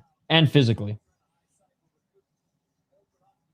And goalie-wise, Ottinger's been tested more. But I think it'd be unfair to be like goalie versus goalie. You know, Ottinger's just been tested more and he's looked better. 3:58. Kaprizov unable to gain the line. Oh! Got it knocked. Man, this puck is bouncing everywhere. I can't even keep up with how many players are getting it. It's like Wild gets it, loses it. Dallas gets it, loses it. Oh, big hit by Marcus Foligno. Stepping up big as he has to. Foligno over the line. Boldy getting checked off of it. Ends up laying a hit there at the end of his play. Oh my God, Foligno. Literally tried to hit his man so hard. He just hit his shoulder, then went spinning and almost went to his own bench. 3-0. He's definitely not an anchor in this game. I wouldn't mind them buying him out either, but like the fact that you're insinuating he's been an anchor in this game is just false. Again, it's funny. Whenever there's like a game that like it's fun and like it's competitive, you're never here. But whenever they trail, you're always here. Just to bitch and complain. Not that it's not always incorrect. It's just funny. It's just funny how that works out. You got to change your name to Negative Takes. Because you don't got hot takes. You just got negative takes. Which, again, 50-50 on if accurate. Battling in the corner. Nick Foligno loses it. And here come the Dallas Stars. But then they lose it in the neutral zone. Back at the blue line. Battling in front of the Dallas Stars. And even the commentary is laughing how they can't even keep up with the back and forth. 1:59.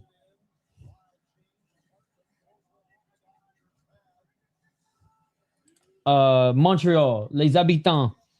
Which is weird that they're called the Habs when they're the Montreal Canadiens and they're called les Habitants, but whatever. It is what it is. Shot from like the outside, but that goes off its mark.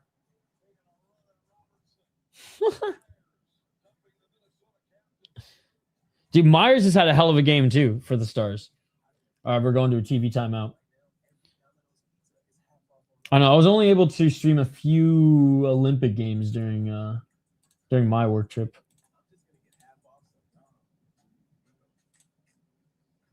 Les Habitants.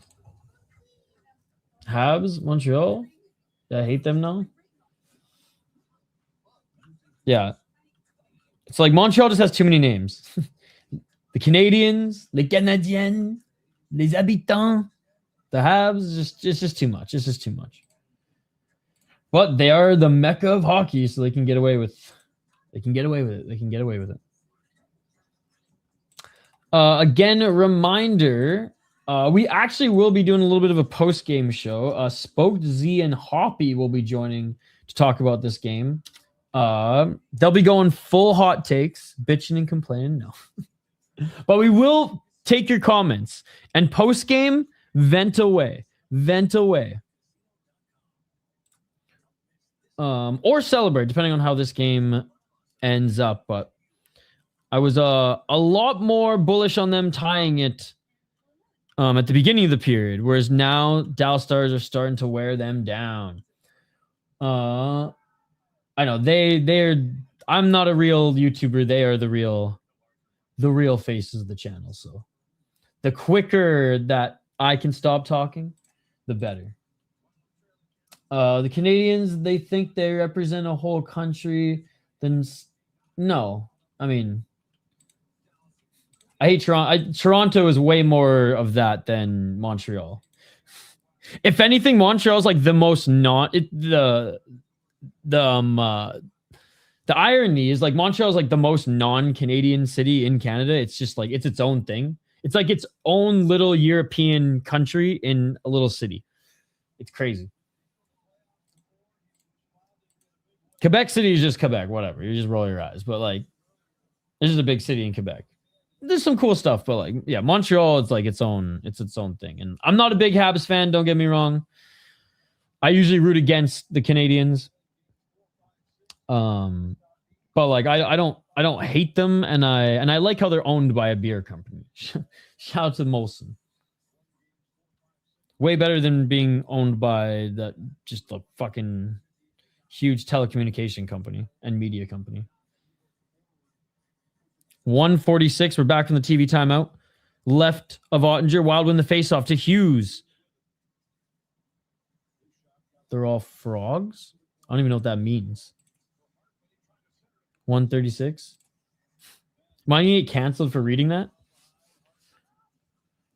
I don't know what that means. 1:25. They're battling on the left wall. Puck comes out. Wild are able to keep this in. Backhand to the slot. Again, good defense, man. Dallas has just had good sticks all night. Oh, and pass left side of Volstead. They're unable to push it in. They lose it at the blue line.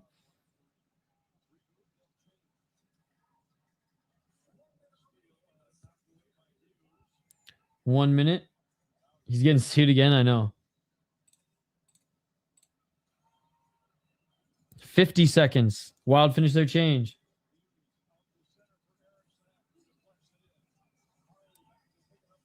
Yeah, I don't understand the reference. Duchesne with it. Shot. That went wide.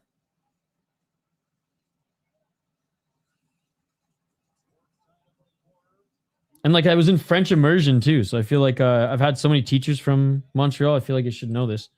Shot, and there's a good save by Volstead. 19 seconds left, and this faceoff will come to the right of Volstead.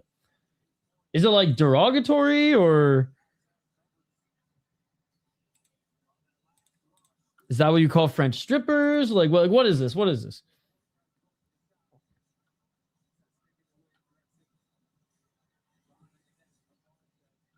All right, 19 seconds. I'm not searching. I'm waiting for you to tell me what it is. And please describe it in great detail. While you're getting emotional, the Dallas Stars are still playing physical. Shot! And that goes behind the net. Marcos Foligno. Battling. Oh! And then just drags a motherfucker to the ground. All right, that was fucking dumb.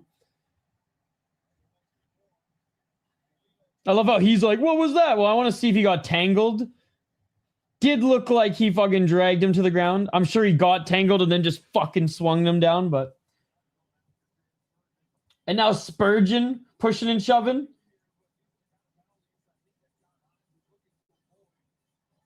Two seconds left.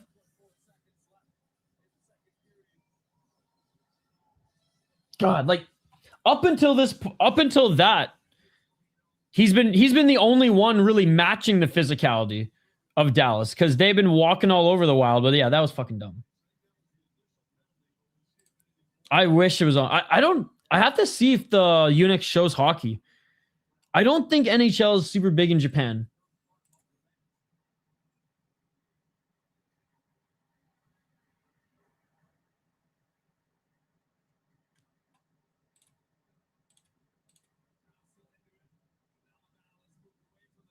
Finn every playoff series starts taking those stupid penalties.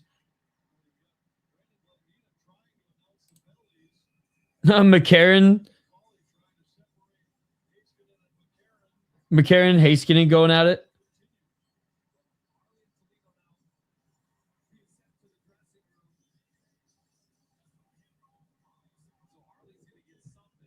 Okay, so Harley's being sent to the dressing room too.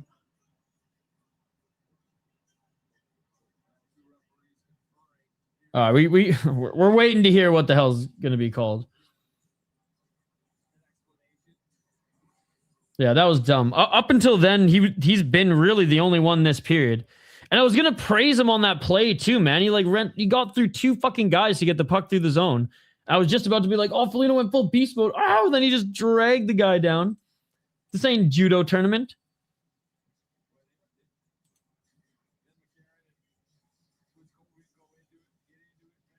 At least McCarron and whatever the fuck the guy he's tangled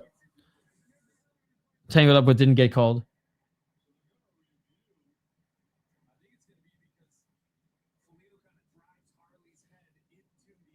They're reviewing it.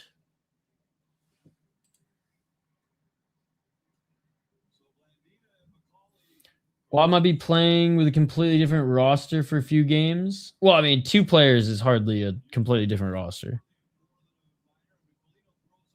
We'll see if Foligno gets suspended here, but I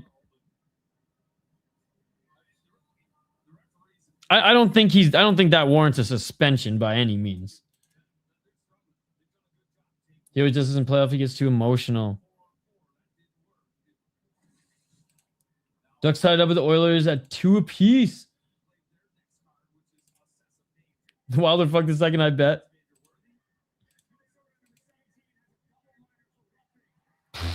Double minor.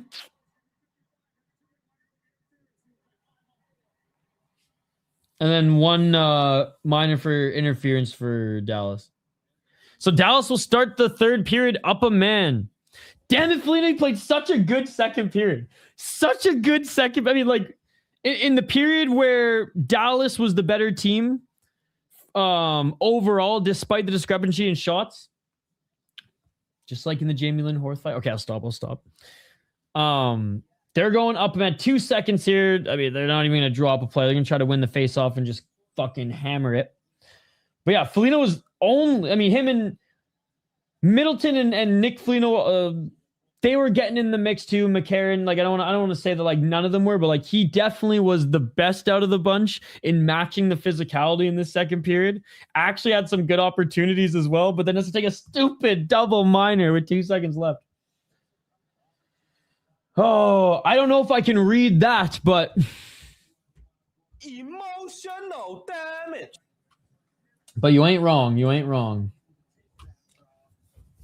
All right, ladies and gentlemen. Dallas Stars up one, only one this one, scored by the Dallas Stars. Overall, Minnesota Wild had more chances.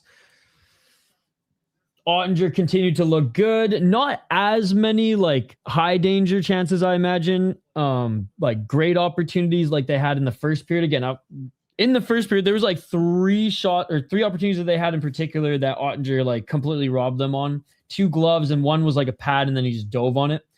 In the second, there were none really like there. No, I'm not even gonna say really. There were none like that for the Minnesota Wild. They got some shots off. Most of them weren't any high danger opportunities. Dallas Stars doing really well on their special teams, penalty kill and power play. Penalty kill in particular. The Wild were kind of gifted another power play in that second period, and they couldn't capitalize on it at all. I will say their third power play opportunity was the one where they at least were able to set up a little bit, but they looked lost. They looked frazzled. Even though they were able to get, I think it was 2 shots, or maybe it was just one, but 2 opportunities, 1 shot on net in that one. 11 block shots for the Stars. They were clogging up the lanes in the first period. Not as much in this one, but it's because this has been really back and forth too. I think there is a little like cloud of like, oh, the Wild aren't, especially if you're watching this through like from a Wild fans lens. I think there definitely is a degree of like, oh, we're not dominating them like we did in the last game. We're playing a completely shit game. It's not a completely shit game. Dallas is playing the better hockey game so far, but it has been a lot of back and forth play. And out of the 2 goalies, Volstead hasn't been tested as much as Ottinger. That is plain and simple. Since you guys have been watching this game as well, you guys can attest to that. Physicality, though, that's been the Dallas Stars. I will say capitalizing on their takeaways, at least to just get the puck into the offensive zone. Whether or not they get the shot off, just at least I imagine that the Stars have a little bit more zone time. And again, that's eye test me kind of speculating off what we just saw there. But yeah, especially in that period.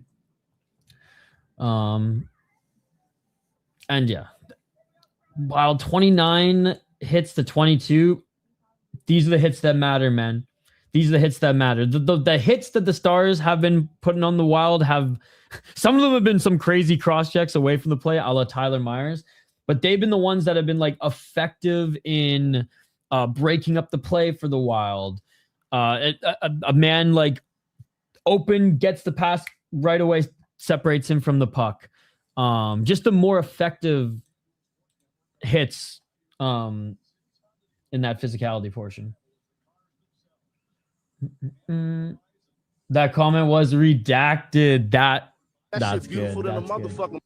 Double minor going into the third is gonna make a comeback though. 2-2 Ducks Oilers. So the reason that Blackwell doesn't get a penalty for his head ramming into Trenyon's face. Yeah, because it wasn't a dirty hit at all. That's why it was shoulder to shoulder hit. Some people with bigger necks, they're just gonna move. Yeah, that wasn't a bad hit at all, Corby. He out of every physical bump and hit tonight, that one, despite being the most brutal one, has been the cleanest one. Give me playoff Gus in game 3. So you think Wallstedt is the reason they're losing this game? I think Wallstedt's the reason they're. I mean, I like Gus, so like I don't hate it, and I think if you have 2 good goalies, why not? I wouldn't necessarily. I don't know if that gives the team a boost by any means. Maybe it does. Maybe it does. You tell me. Do you think that fires them up a little bit? They should just pile on Wallstedt. They should go in there if they lose and just be like, it was all his fault. We'll put Gus in there and we'll be good. And then they'll be fine. Then they'll be fine. Again, I don't even think he's been tested enough this game just to say he's been good or bad personally. All right. So nothing really of note as far as time on ice here. The big guns are playing the big minutes. And obviously, again, without Trendian, Hartman's been playing a lot more. Almost 9. Tarasenko, 11. And the Canes win. These 2 goals are pretty questionable. No, they weren't. I mean, in your 3 lenses of negativity, yes, but to like actual normal level, neutral level-headed hockey fans, they were fine. Especially the first one. The Wild are going to win this game. I don't know. They're down by 1, and if the Dallas Stars continue to play really good defense and a physical game, they could keep this 2-1. The Wild haven't been able really to answer with any high danger chances, and haven't really been able to put any high danger chances or opportunities together since that first period. Hey, what's up, Alpha Zeta? How's it going, buddy? Again, reminder, Spoke Z, State of Hoppy will be joining for a little post-game show. We're going to continue to do it on this stream. So we'll bring them on. We'll get their thoughts on the game. Talk a little bit about game or what the Wild maybe need to do, and just some notes and just some shit going into game 3. And we'll also take your guys' comments for about 20 to 30 minutes after this game as well. Are they just repeating commercials now? The same commercials over and over again on the broadcast? How are you doing, Alpha Zeta? And the Canes get it done. Man, so it's double overtime, right? Double overtime. Damn. All right. I'm going to take my last break of the stream. We'll be back in 3 to 5 minutes. 3 to 5 minutes. 0% they win will be 4-1 within 4 minutes. Now that's a hot take. That actually is a hot take, not just a jaded negativity take. All right. I know we're a couple games into the playoffs, but if you want to see Hoppy and Z's picks, their breakdown, and everything you need to know about every series, you guys can check out the Judd's Buds playoff preview.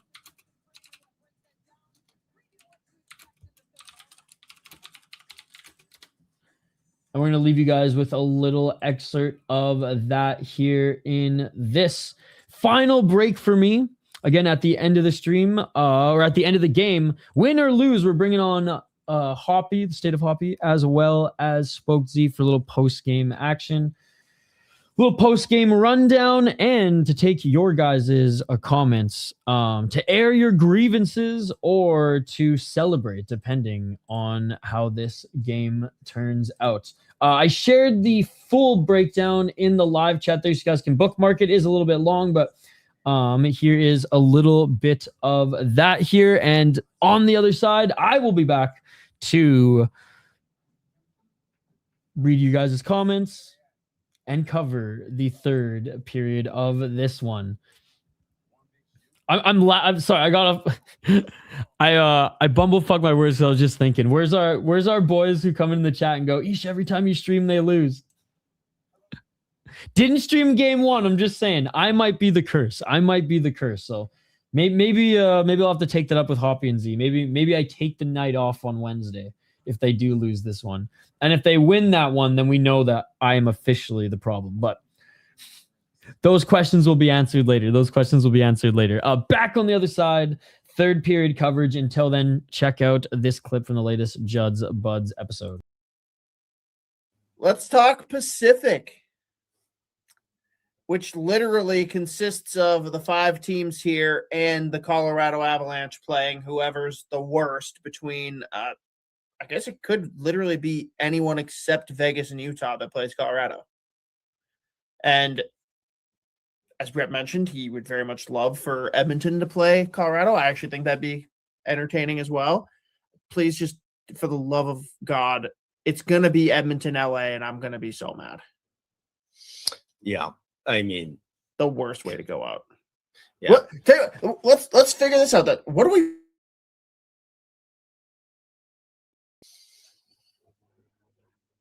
yeah, I mean, I think I just pulled up hockeystats.com, which is also just it's a great analytics website, by the way. It's JFresh's website.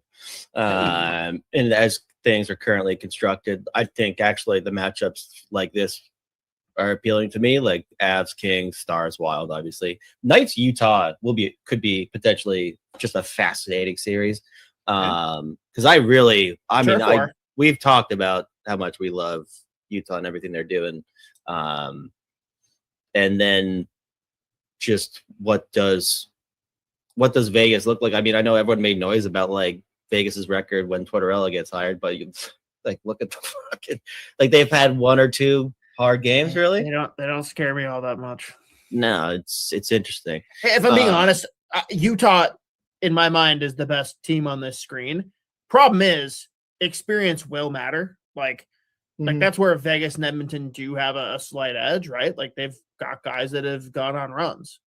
Yeah, like, it's interesting too. Like, I mean, like Utah brings in Nate Schmidt this year, and I was like, I don't know. Like, obviously, he was really good with Florida, but they was in a pretty good environment, really good situation. But him and John Marino have been one of the best D pairs in the league all year long. Like, their fucking numbers are ridiculous. And Nate Schmidt is just found new life, and he looks really good, which I'm very happy for him because he rules. Love that guy. He's the best. So, I mean, they have brought in a couple guys like that where it's like, hey, that's a really good piece to bring in as far as, like, leadership goes. It'll be interesting with, like, Vejmelka. Can he stick around, and just how much is Vegas gonna be throwing at them? But I just think Utah is really well equipped to like handle pretty much anything that gets thrown at them anyways. Genther, 40-goal season. Logan Cooley back healthy. He looks like a beast. And I mean, Clayton Keller just rules. They've just got a lot going on up and down that lineup that I love. So we'll see. But that could be a potentially really interesting series though. And then Oilers Ducks would be 10-8 every game, which would rule. Yeah. No, I want that boat race to occur. I think that would be very fun. Cosgrove asks, is Kemper the best starting goalie on screen this year? Oh my God. I mean, Dostal had some tough stretches. I still think he'll figure it out, and he's the best goalie of this group, but that's just because this group has it's like you see him, you know that he has it in his bag, right? Yeah. But he's the only guy in this group that you can really say that about. Yeah, and like, I think the safest goalie in this group is probably Utah, right? Like they're not gonna; those goalies aren't gonna steal. Well, the thing is, Utah is also, as far as like the environment in front of that goalie is completely fine as well. Like really, the environment, like the defensive environment that Vejmelka plays in, is good. Fucking Dostal pretty much has to be like the greatest goalie of all time. Yeah. To keep the other team from scoring 5 goals. Like, it is unbelievable the amount of chances that get fucking thrown at them and that they allow. The amount of high danger chances and like off the rush, it's a disaster. Yeah. But I mean, they've got the firepower up front. Leo Carlson came back, he's healthy, and my God, is he putting up ridiculous numbers. He's going Sports Center top 10 mode like every game. Beckett Seneke also having a ridiculous rookie season, so they're very fun. But that has the potential. Cutter Gauthier, 40-goal guy. Incredible. Nuts. Love him. But that could be a very fun boat race series. Well, and so here's my question that I think really is going to drive my cheering for this. I know the answer is none of them, probably, but like, who has the best chance to give Colorado a tough series?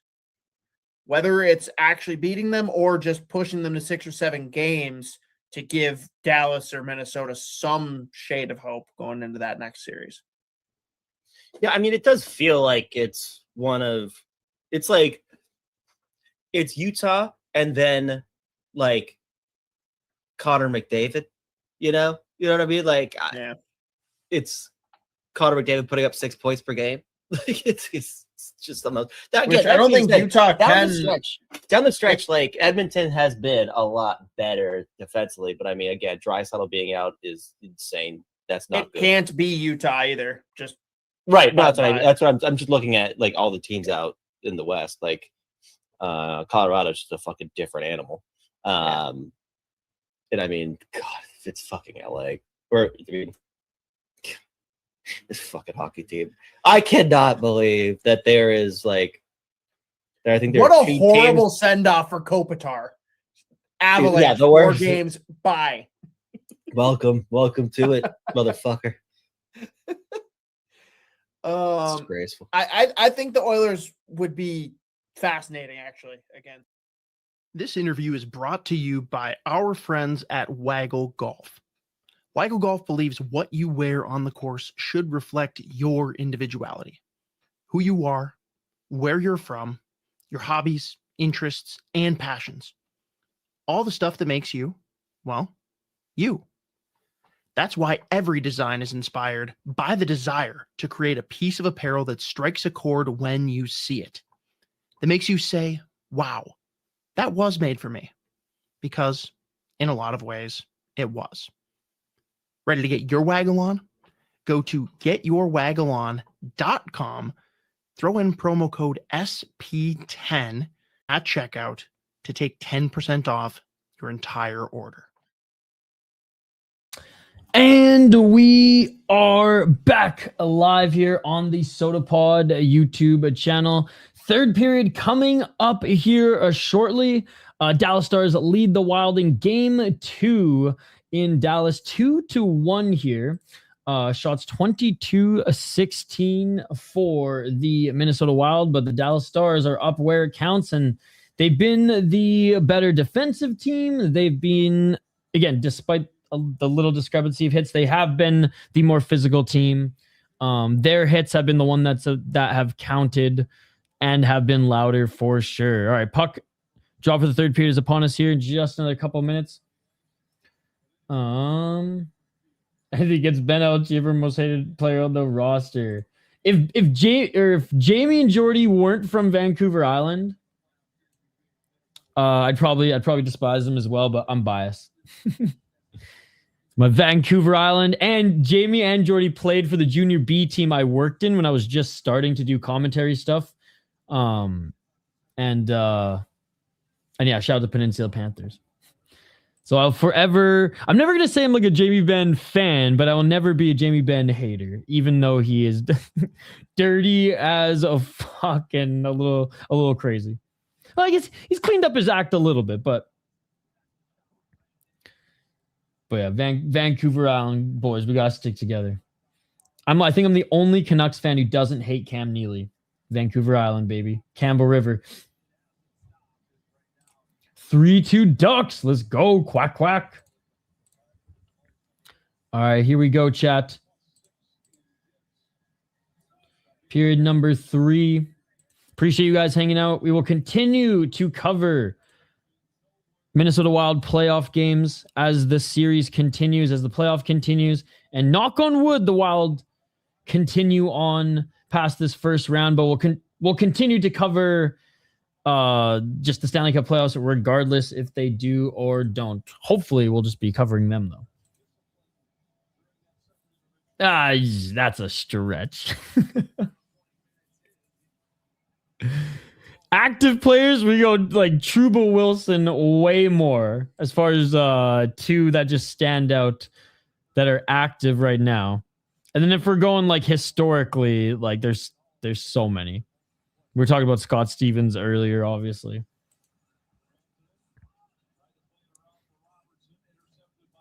All right, Dallas with the 1 minute 33 on the power play here. Starting. Right? Yeah, right. They won't even go 7. Yeah, you don't even think they're going to go 5.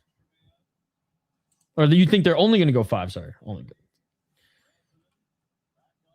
And lose in game 5. Rantanen with the shot. That's blocked by Middleton. And there's the whistle. 1 minute and 8 seconds remaining on the power play. And Middleton goes to the bench. Short shift.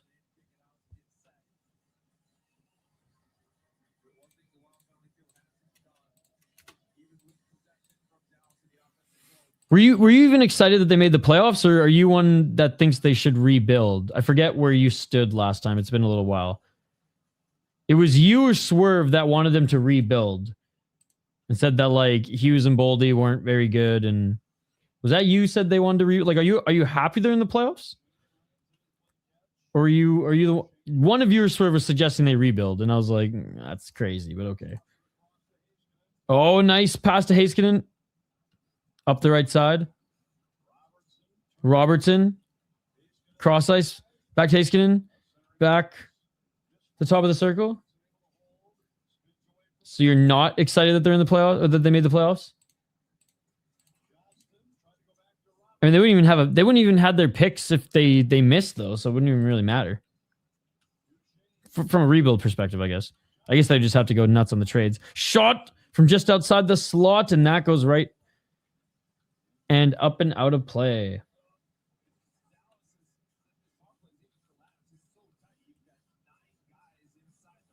Woo!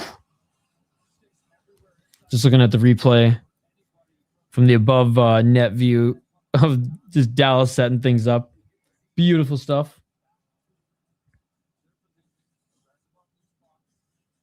$20 seconds remaining on the power play. Face off to the right of Volstead. Faber unable to get a hold of it. They do push it to the blue line, but Dallas gets it back. Dallas back to the blue line.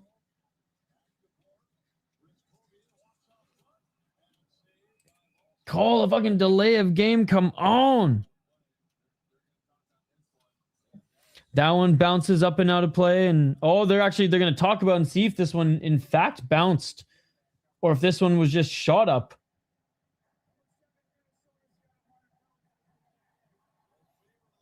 And Faber's going to the box for delay of game. I think rebuild is in order. They still need really bad mentality in the locker room. So you're in the locker room and you hear and see this bad mentality, eh? I always knew you worked for the team. Wes doing his best Scott Foster impression tonight. So yeah, that is a hot take that the Minnesota Wild need to rebuild. Challenge, he'd better be sure or we're screwed. Oh, there is the challenge. Let's see. Faber. Fuck, it was hard to see from that angle, but I don't think it did hit. Yeah, I need to trade Faber, Hughes, and Kaprizov away. They're all bums. And buy out Marcus Foligno. That's the one I actually don't even hate.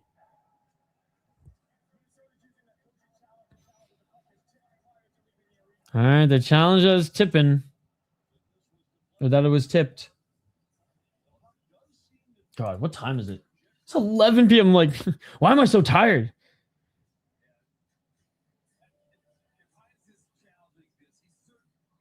I mean, that the broadcast is saying if Hines challenged this, he must be certain.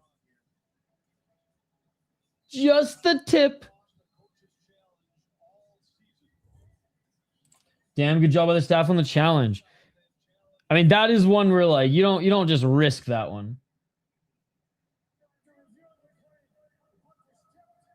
There it is. There it is. Woo! Good challenge indeed. I actually have cameras in the room with audio too. Sucks that isn't just a booth review. Yeah. I mean, let's be honest. Toronto Maple Leafs aren't in the playoffs. The Toronto boardroom, they're just drowning. They're just drowning in Crown Royal and poutine right now. They ain't watching this game. All right, 18:03, and the Wild are back to full strength. Shot by the Stars, and Volstead making the save.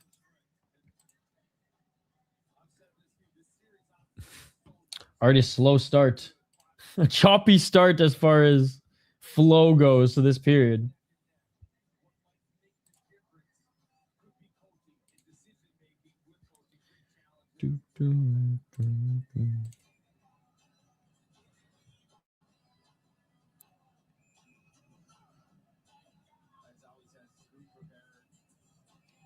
And Kaprizov out there.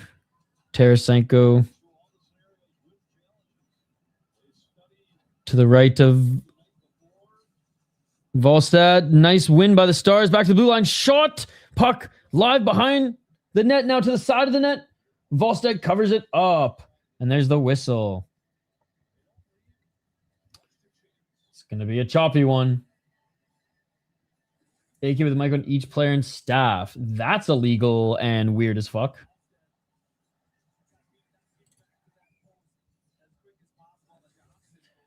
LaPanta and Carter definitely not on their A game tonight. Too much Stars love from Carter, unfortunately. So they're being unbiased. You're annoyed that they're being unbiased. That's a hot take. 1752. The Stars are playing an excellent game. I'm not being biased. 745. I think Tyler Myers has also been playing excellent for the Stars too. His cross-check game has been on par. He sent Hartman flying. I think Haggerty would be too small to play hockey, to be honest, at this level. I can't. In fairness, I have the volume very low because I don't want it picking up and screw wearing headphones for 4 hours straight. All right, the Wild forced this one deep. Unable to hold on to it. And here comes Dallas to the neutral zone. They send it down the length of the ice.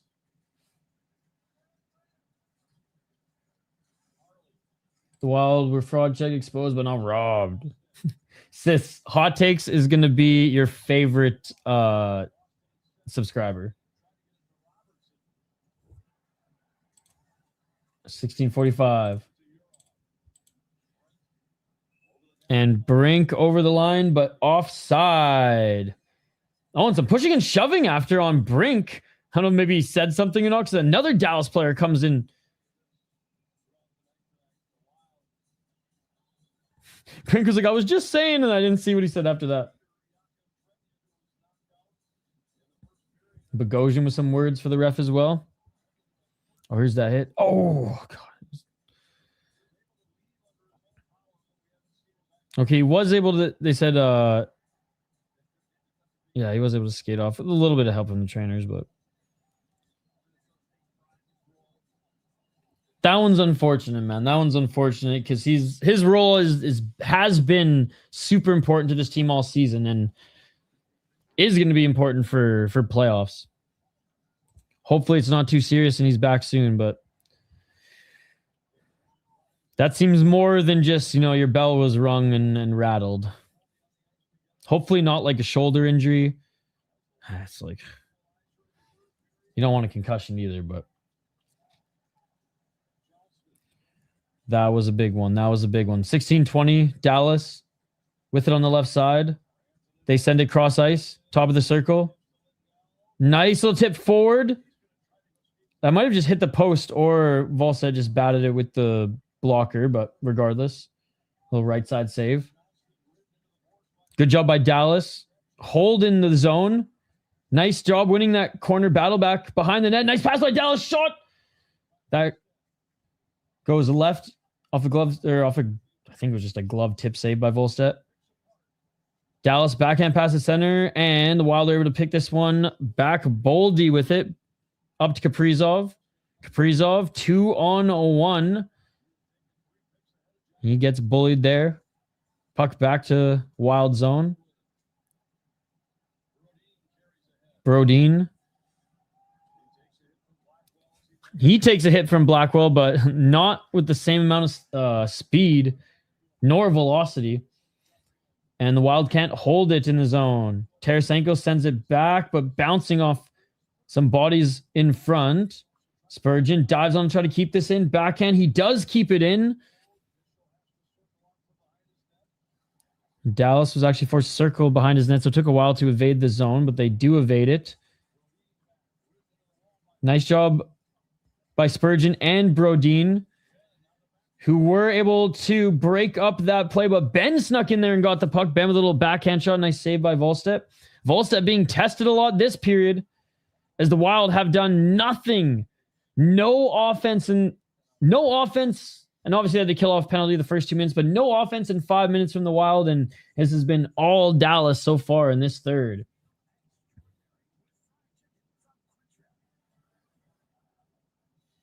And Foligno back in this game. Let's be honest, the best the Wild have played were when he was in the lineup so far tonight. But also can't be freaking Muay Thai tripping dragon guys and slam their heads in the ice. Foligno, okay? Come on now. That was a stupid penalty. Our Wild win the faceoff. And that's going to be offside.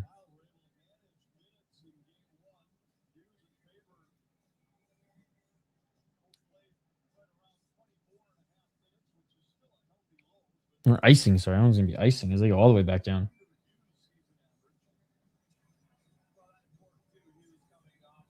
Left of Volstedt is where the faceoff's being taken place.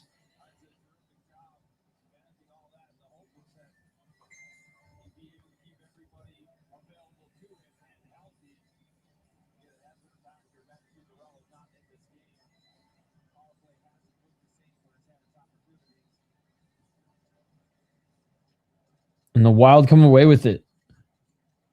Behind the net, they can't hold it. Brink helped get it to the line. Dallas loses it. Faber sends it up the left side. Faber joining the rush. Faber gets it away from Onger, sends it in front of the Wild, looking for a rebound shot. Could not pull the trigger. Best opportunity for the Wild so far in this period. And was Faber the one who joined the rush, and Faber the one who got that going in front of that. They're digging for it. Onger was down but not out, and the Wild could not push this one home. And here come the Stars, 2-on-2 as they enter the Wild zone, and a big hit by McCarron. Nick Foligno's tangled up with, well, his check anyways, and the Wild send this back down the length of the ice as they go for their change. 13:32.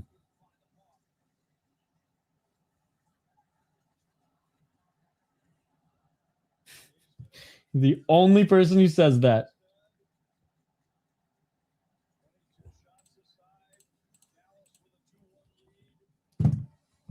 And we'll have our TV timeout here. Dallas gained the zone, but this one went up and out of play. 13:21 on the clock, and the Wild look flat-footed in this one. Let's see.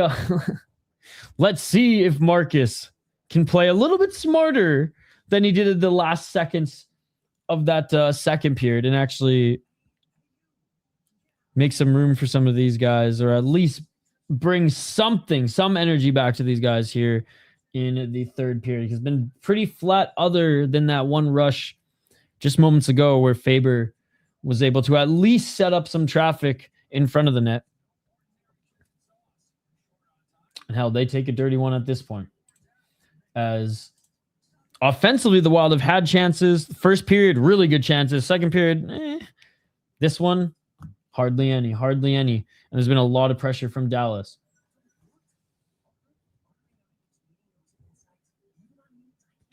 What are the hits at? Still 33 hits. But again, it doesn't even matter at this point because the more effective physical players are coming from the Stars. Although I still just can't get that friggin' Myers cross-check sending Hartman. Feet in the air.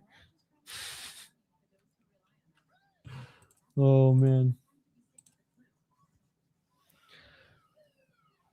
And I think Hoppy's talking to Joe Smith tomorrow as they're recording another Fellowship of the Rink. So hopefully we'll have some updates for you guys on the channel tomorrow or Thursday depending on how early we can post it. On Chenyan, on Zuccarello.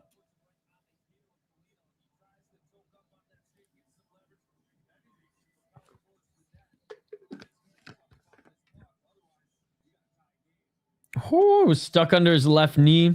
He was able to actually send it back to center, but no one there.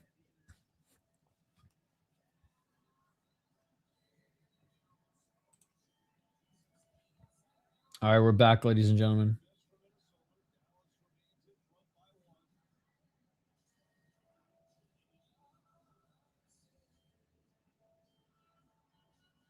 $13-21. So many faceoffs here in the Wild zone this period so far. Behind the net, centering pass, digging at is the Stars, but sprawling there is Volstead, and a great save. He's like, boys, I said I wanted to break a little bit more of a sweat in the third period, but come on now. This is getting out of hand.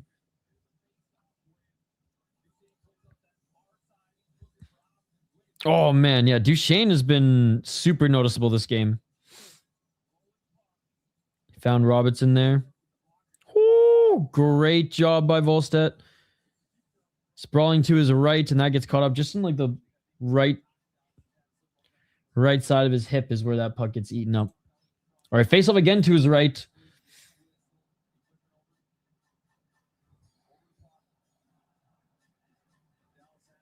I don't understand, like, a good save happens, and then you're like, oh, it's not a good save.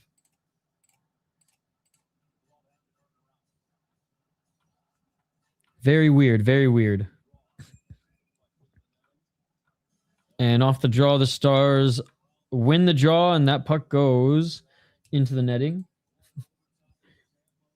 Goalie makes a good save. No, not a good save. Mid. Okay, dude. Hot Takes is one of those fans. If the Wild aren't winning 6-1, they're a shit team and need to be rebuilt, ladies and gentlemen. It's crazy. 13:08. Stars, nice pass. Up into the slot. And that shot goes up and out of play.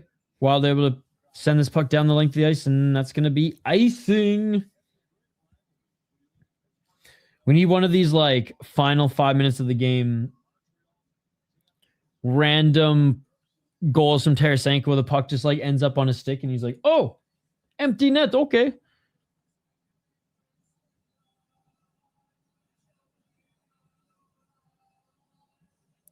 $12:55. Another face-off in the Wild zone. Stars win it. Stars shot and score! It was about time. They were pressing in this third. How many consecutive face-offs were there that they won in the Wild zone too? And that one coming off an icing too. Honestly, that was deserved. That one coming off an icing too, that one was deserved. Stars up 3-1, ladies and gentlemen. In a third period, the Wild have been completely flat.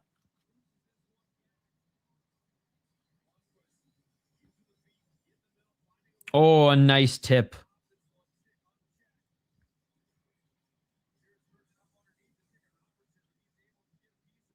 Whoop. Robertson got a little piece of that. Sent it right down. And in a period of the Wild have not been able to get, like, any chances. Not one good chance. Oh, okay, there's one good chance now. As they had it behind the net shot. In a period where they haven't been able to get even one, or been able to get more than one good chance. Now they have to get 2 goals. And a beautiful job by the Stars entering the zone. Good pad save by Volstead. He kicks that right one away, but Wild can't get it out of the zone. 12-10. Wild get it to the center. Boldy, drop pass to Kaprizov. He's been pretty quiet tonight. Stars have just had 2 guys on him pretty much the whole time. Kaprizov parks himself side of the net, but no pass there as Art Ottinger's forced to make the save on his right side. The Wild, we're finally going to see a face-off in the Wild zone. We're finally going to see in the Dallas zone.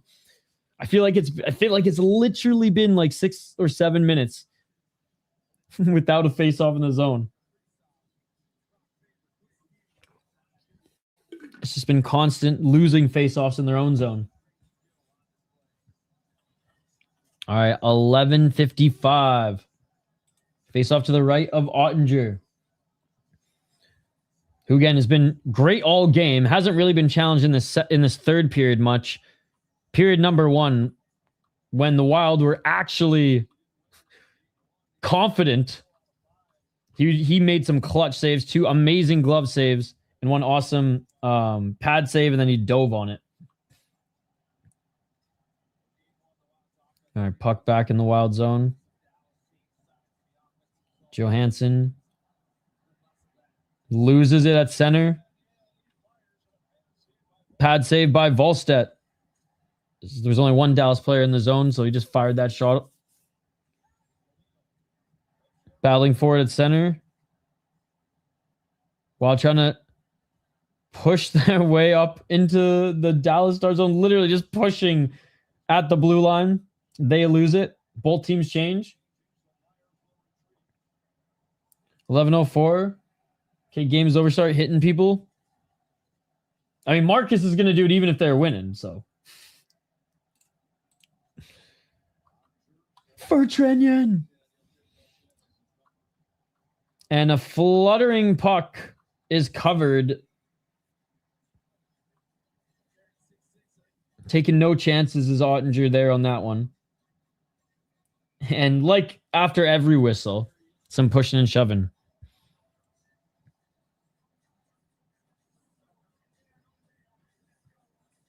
$10:51, and even though it's a 2-goal lead, it seems like a big mountain to climb based on how flat the Wild have been in this third period. McCarron was getting involved in the mix there.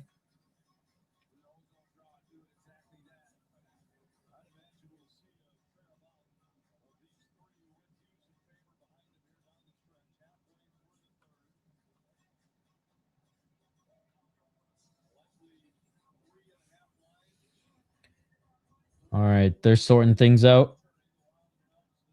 Face off in the Dallas zone, left of Ottinger. And Eric is the face off.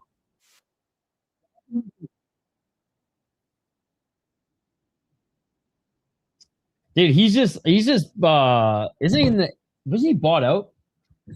I think Dumba's Jones and just even play AHL hockey at this point.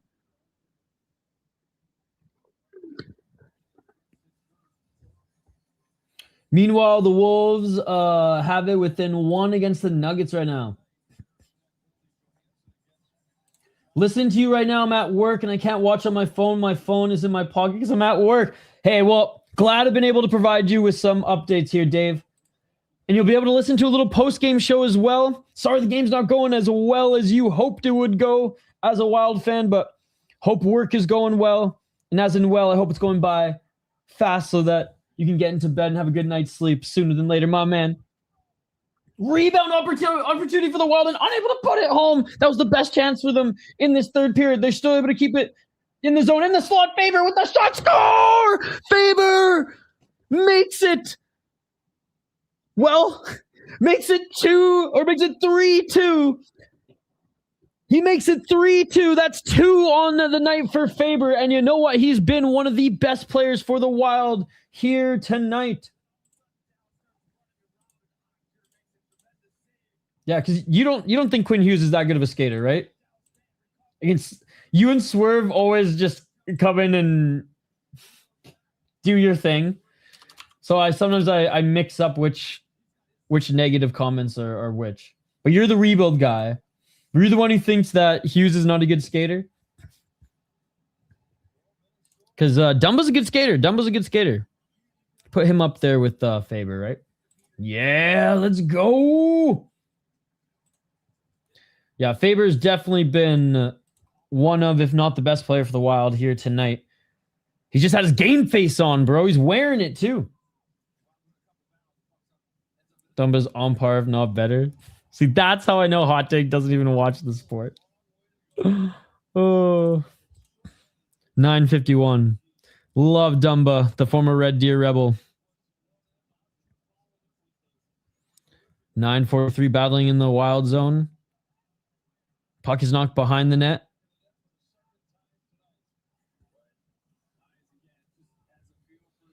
You made the right decision. I was getting on my phone. Way to go, Minnesota boy. At least one gopher showed up.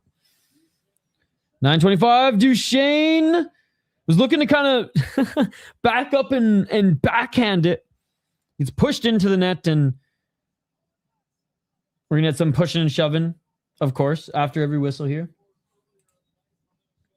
I remember I used to drive with the Calgary Hitman supporters groups to... oh, what a shot, too, by Faber. He's had two really good shots. The one in close to score earlier was really nice, that top shelf one. But yeah, I used to drive with the Calgary Hitman supporters groups to Red Deer because it was only like an hour drive. Well, you know. You're from that area. And yeah, that was awesome. Some of the most fun live hockey. Because that, like, Hitman and Rebels, they're rival. And Dumbo's on the team. Nuge was on the team. Brady, was Brady Brassard with the... I think Brady Brassard was with the Hitman. Victor Rask was with the Hitman. I think Jake Virtanen was with the Hitman. There's some other good players on Red Deer that I'm forgetting about, too. But Nuge and Dumbo were, like, the big two.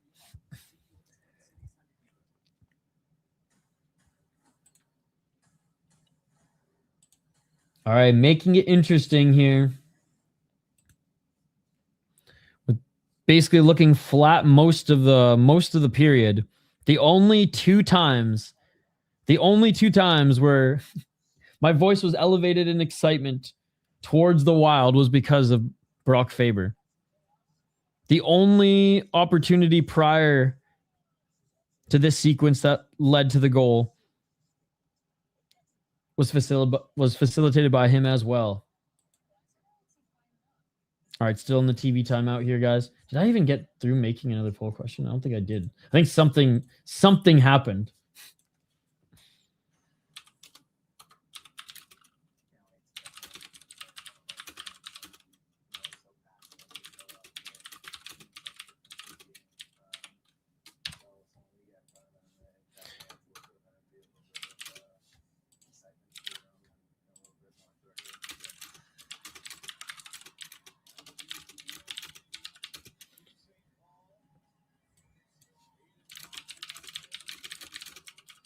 All right.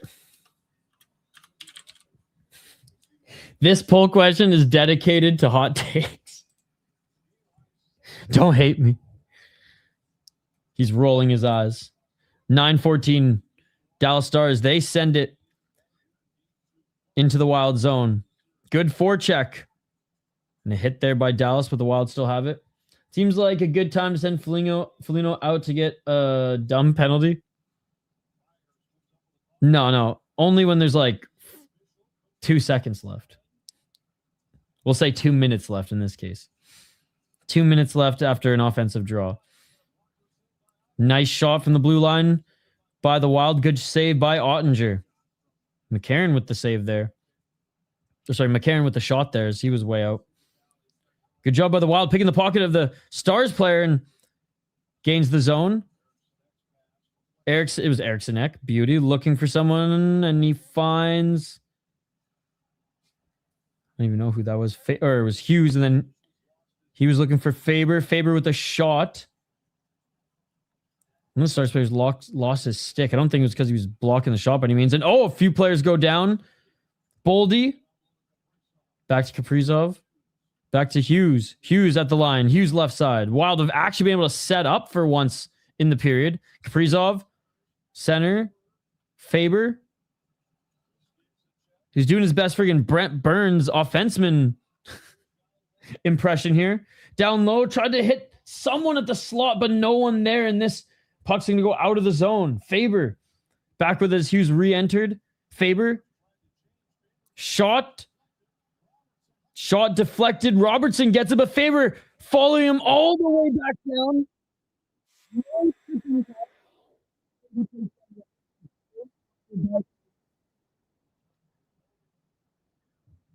.724. Boldy across to Hughes. Loses it. Top of the blue line.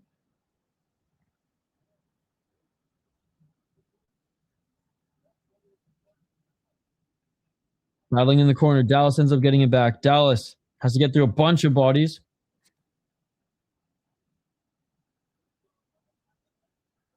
Dallas behind the net.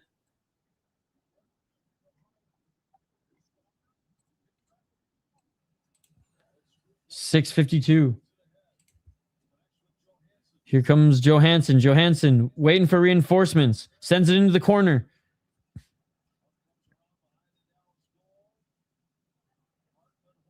Hartman holds the line for the Wild.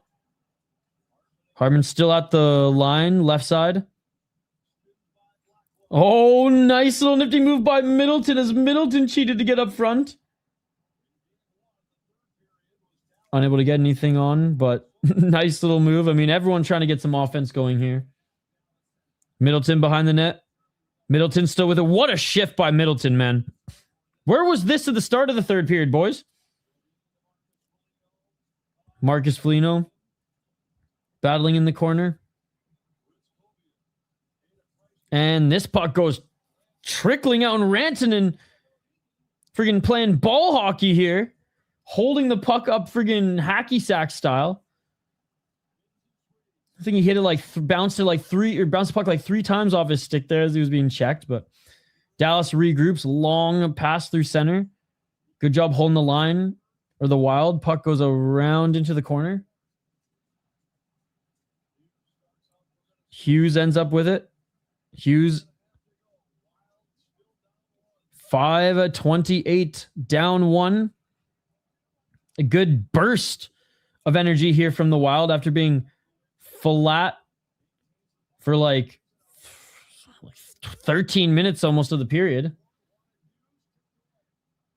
And Hughes is being checked hard. Didn't make the pass that he originally wanted to. Dallas ends up with it. Dallas gets the puck, but unable to get the shot off, and both teams are going to change. Dallas's forecheck has been unreal here tonight. I mean, as soon as the Wild get it back in their zone, even when Dallas was on their PK, they had someone who was pressuring, who was checking right off the bat.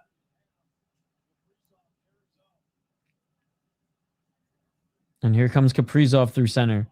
Kaprizov. Shot. That hits one of the Dallas players.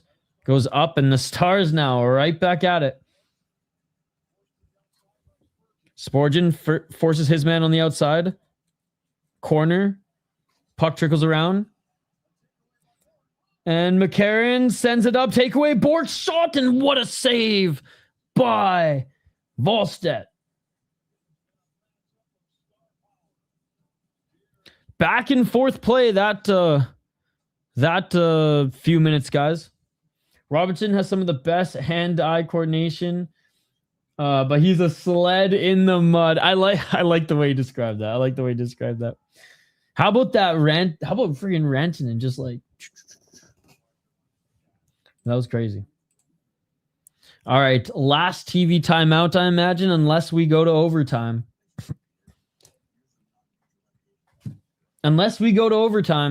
TV timeout. This should be the last one.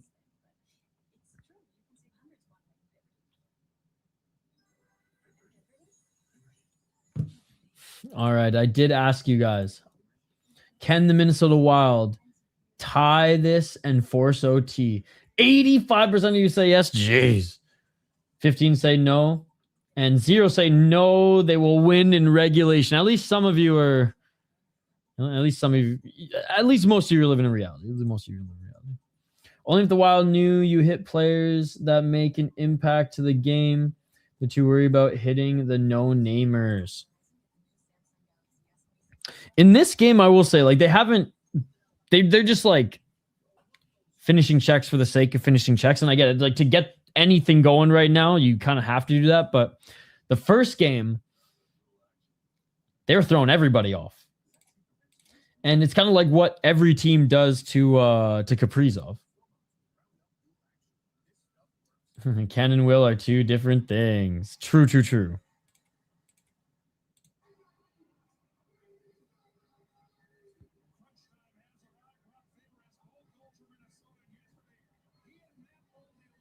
All right. 420, smoke 'em if you got 'em.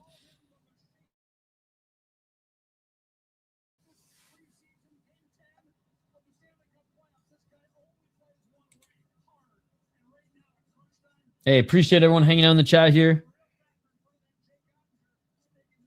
Dallas fans, Wild fans, just general hockey fans. And the Stars win the faceoff, but can't get anything going with it. And the Wild sell things down in the corner, back to the center. Hughes racing through. All the way down low behind the net. Tried to get to Faber at center, but he ends up holding it down at the line. Kaprizov being pushed up the outside. Tried to leave it for Faber. Pass to Hughes was off his stick, and he has to reset at center. And that's going to be offside. Faber just fired up, man. As soon as they called offside, he's just yelling, fuck.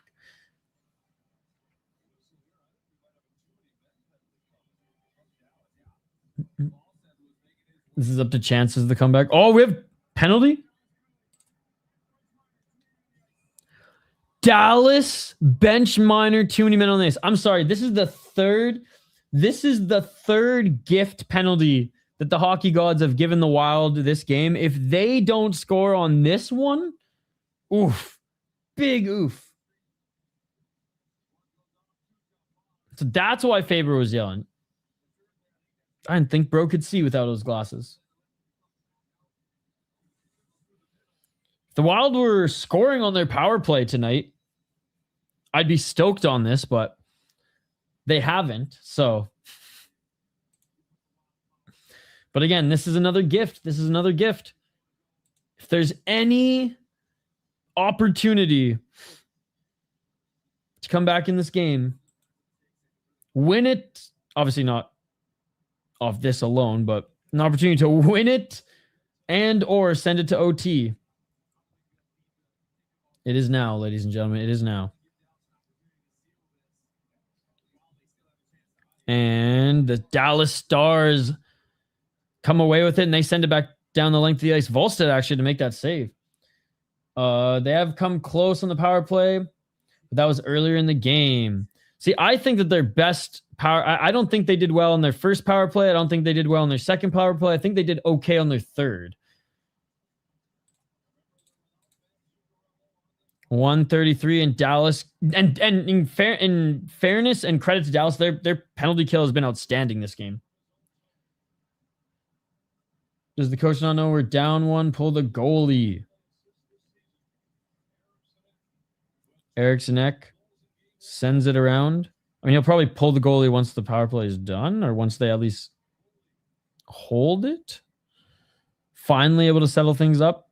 Boldy, right side. Sends it back down. Slot. Hartman back to Hughes. Great pressure by Dallas. Back to Hughes. They're getting someone on him every time. He's got no space to work at the blue line. Shot in front. Couldn't.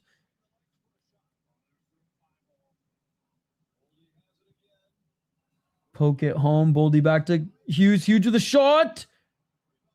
Rebound and picked up by the Stars. Stars send it back down the length of the ice. 31 seconds. And here comes Quinn Hughes again. Hughes sends to the right side. He's going to skate off. Kaprizov to Johansson to Kaprizov to Faber. I don't even blame him for that one, dude. You're on a power play. Faber, shot, deflected in the corner.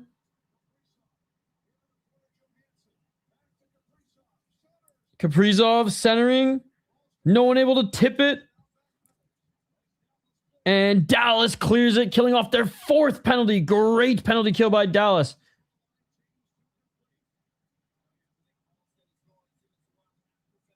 121. No way.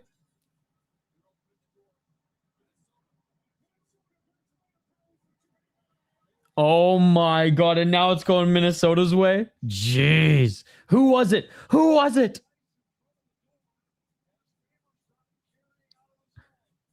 So Faber was carrying it out of the zone. Who stepped on the ice?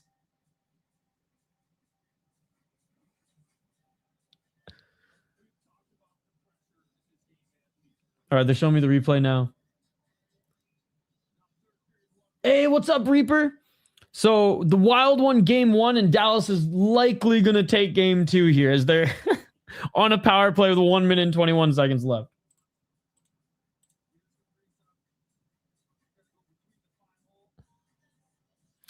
They had some opportunities on that power play. It was their best power play of the game so far, ladies and gentlemen, but no dice. And now the Wild take too many men right after the Dallas Stars kill off their too many men penalty.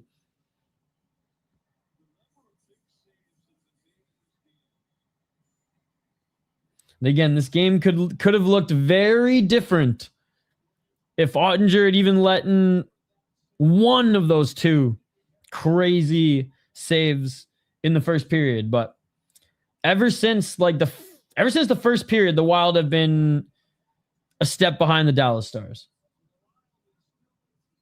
Well, Pappy has slept through most of the game. First period was, if you're a Wild fan, the first period was the best part of this game.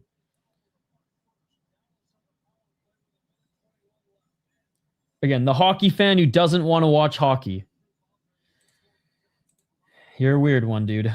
Makes sense. Sad my Devils didn't make the dance. Soon you'll be watching the Wild too, and when the other Hughes brother joins the Minnesota Wild, Reaper. I'm teasing. How are you doing tonight, Reaper? Have you been enjoying the Stanley Cup playoffs so far? What series have you been keeping your eye on? All right, Boldy moving in. His shot deflected wide. The Wild pulled the net, so it's 5-on-5 here on this Dallas power play. And the Wild are in the Dallas zone, but this puck trickled out. And Hughes is scrambling to save this, but he can't. And oh my God, Hughes ends up hitting the boards. Hughes tries to save this, blows a tire at the end, hits the board, and that will do it 4-2. And that's the dagger. That is the dagger. Dude, great game by the Stars overall. That was fitting the way he fell there at the end.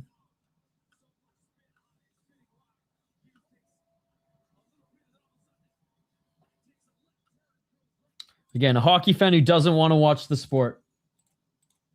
Can't take anything you say seriously anymore. How are the Wild fucked? They lost one game. You guys are hilarious, man. So Saturday was we're gonna sweep them. Today it's we're fucked. You guys are hilarious. The Pens, to tell you the truth, that's a good series. The Pens, to tell you the truth, they can't miss good sadism like this. Hey, no problem, Corby. Thank you for hanging out as always, buddy. God, Hughes' hair is almost as long as mine. You too, man. You too. We'll see you Wednesday if I don't get fired. Hot Takes might start a petition to get me kicked off the channel. Dallas wins the draw. 43 seconds remaining, ladies and gentlemen. Boldy with it. Sends it in front. Saved by Ottinger. Around the boards and knocked out. Boldy still with it at center. It's a minute ago. Boldy, or with 23 seconds. I want to say a minute. 23 seconds. Kaprizov lost it to Faber. No, I saw your tweets, man. You were planning the parade. I saw your tweets. 14 seconds.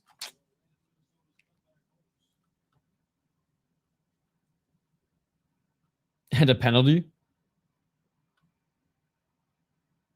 Penalty on Hartman. He's yapping away. Hey, it only took this long for Hartman to get a penalty.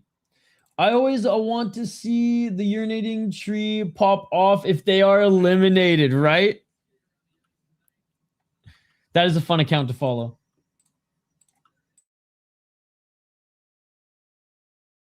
A poke.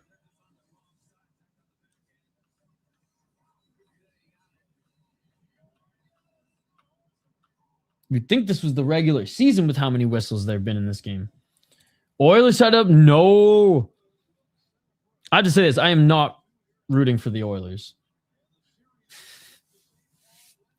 And that will do it, ladies and gentlemen. The Dallas Stars win 1 at home. They split home ice in the first 2 games, and they will be in St. Paul on Wednesday. Oh, and Hughes looks so sad. You'd think we're in the juniors with our coaching style. Which league? Surely not the Q. Because the offense dried up there in the third. All right. Assuming Hoppy and Z have not each fallen asleep, we're going to stay on for a little bit longer for a post-game show. You're out of fucking house league. Welcome to your brother's world. Oh. Going from the highest of high, winning in the Olympics, to the lowest of low, not showing up in a Stanley Cup playoff game. Although Hughes did show up. Quinn did show up. Him, Faber were great tonight. Faber was the best player on the team for sure. Kaprizov was just getting 2-on-1 manhandled. Boldy played fine, but again, they had 2-on-1 on him. Honestly, the Dallas defense was just incredible tonight as well. Hot Takes hates on his team so much, and he doesn't give any credit to the other team, which played an excellent game.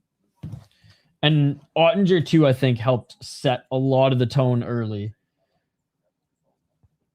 Because like after all those 3 opportunities took place in like the same 10 minutes. And then it was after that, it was like all Dallas. All right. Air your grievances with that game, though, ladies and gentlemen. Me, it was Dallas's physicality, Ottinger's early just clutch saves, and Dallas's just defense. So, do you not watch the games? Like, genuine question. Like, I think half you're here to troll me, but half I just really don't think you watch the games. You didn't think that there was any good defensive hockey in that game, or any good defensive hockey from the Dallas Stars in that game. That's craziness, man. See, I'm convinced you don't watch the games. I always enjoy the victory of the U.S. wins at the Winter Olympics. I don't, but it was a good game. But it was a good game.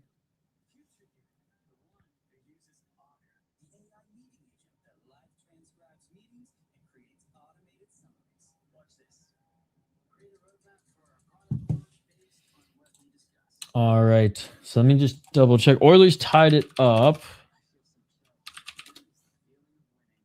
3-3 with 4 minutes left.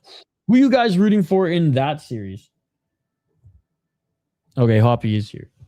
I literally just texted Hoppy. I was like, we still doing this? If not, I'm going to bed because it's almost midnight, ladies and gentlemen. It's almost midnight, but let's bring in the boys here, or at least one of 2. We'll see if Z joins or if he's heading to the pub. What is up, State of Hoppy? Welcome to the show. The sky is falling. As Wild fans are saying, we are, and I quote, fucked. This team needs to be rebuilt. John Hines needs to be fired. This was house hockey coaching. What are your responses to the sky falling after game 2? I mean, if this is the sky falling, I'm thrilled. I said, like, I mean, straight up, we knew coming in that this was going to be a full out assault from Dallas. And yeah, there's definitely things that you can point at and say, this was dumb. How did this happen? But let's be real. Like, if this is worst case scenario, us like being in it at the very end and Quinn Hughes misreading a puck that looked like it was going to go wide of the net, and then all of a sudden it hooks back, like they could have maybe been in this and tied the game up, go to overtime. Like, it was that close of a game. And yeah, were there some big mistakes? Sure. Those are things that are fixable. Those are coachable. We get to see game 3, what kind of adjustments John Hines makes. It's a bummer because, like, again, it's same shit as every year, right? Dominate game 1. Don't dominate game 2. But, dude, there was a lot to like there. And the biggest of which, I mean, I'm stating the obvious, but who the hell is Brock Faber? Like if this is the real Brock Faber now, and like all it took was just a little bit of hanging out with Quinn Hughes for that to happen, maybe it's not a catastrophe if Quinn Hughes doesn't sign this summer. Like, Brock Faber is the truth. Yeah, absolutely. Z joining us as well. What's up, Z? What up? We're just I just got Hoppy's thoughts and reaction to basically the sky falling. As the Wild fans have been saying, I quote, "We're fucked. We need to rebuild. Hines needs to be fired. This was house level coaching." Hoppy kind of ran down that it wasn't all that bad. There were some big blunders, but there was also some good. How I kind of summarized this was Dallas played really aggressive right off the hop. Like, the first 10 minutes, they were just in the Wild's face, forechecking shots. Defensively, they played incredible. Tyler Myers was cross-checking everything in sight. Ottinger had some clutch saves in the first period as well. And where the third period was pretty stale in the beginning, even after the penalty kill, like Hoppy said, they brought the heat there at the end. But what's your reaction now that, you know, Wild fans have gone from such a high to now a low of losing game 2? I mean, a little column A, column B. Like, I'm still weirdly after that game, like, pretty encouraged. Like, that's a must-win game if you're Dallas. Even considering the fact that, like, clearly Haskin is not 100%. They don't have Rupe Hintz. That game was still right there. I mean, you had that power play opportunity at the end, and Brock Faber has just been incredible, been the best player in the series. And for the most part, you've, like, nullified to a certain extent some of their best players. So, like, that game was still within reach, and like, if they can keep it at 5-on-5 and they can stop taking these stupid penalties, and we'll see how healthy Zuccarello is for game 3 or Trenyon for that matter. Considering the fact that you didn't have Zuccarello to start and you lose Trenyon so early, I'm still like pretty encouraged. Like, again, it's a must-win game for Dallas, and it ends up being 4-2 on that very funny empty netter that Quinn thought was going wide.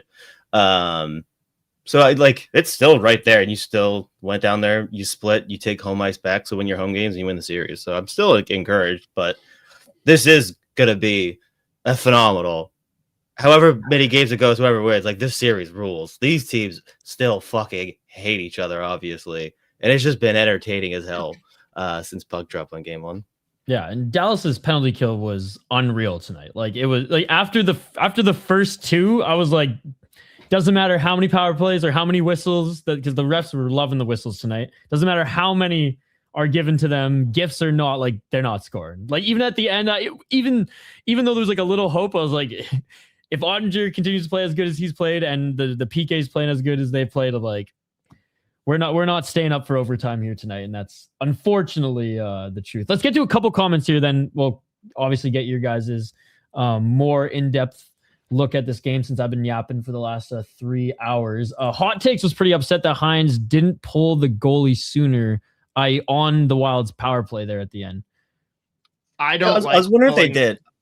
I was wondering if they would, but at the same time, they have that second unit out there, and then when you pull Wallstedt, you probably want to have all the top guns out there, and like that first power play unit, like most of them had just changed. So they had like, Brink and a few, like I think Ura ended up out there. He actually serving the penalty too, because they immediately took the fucking that was unbelievable that they immediately took that fucking too many penalty.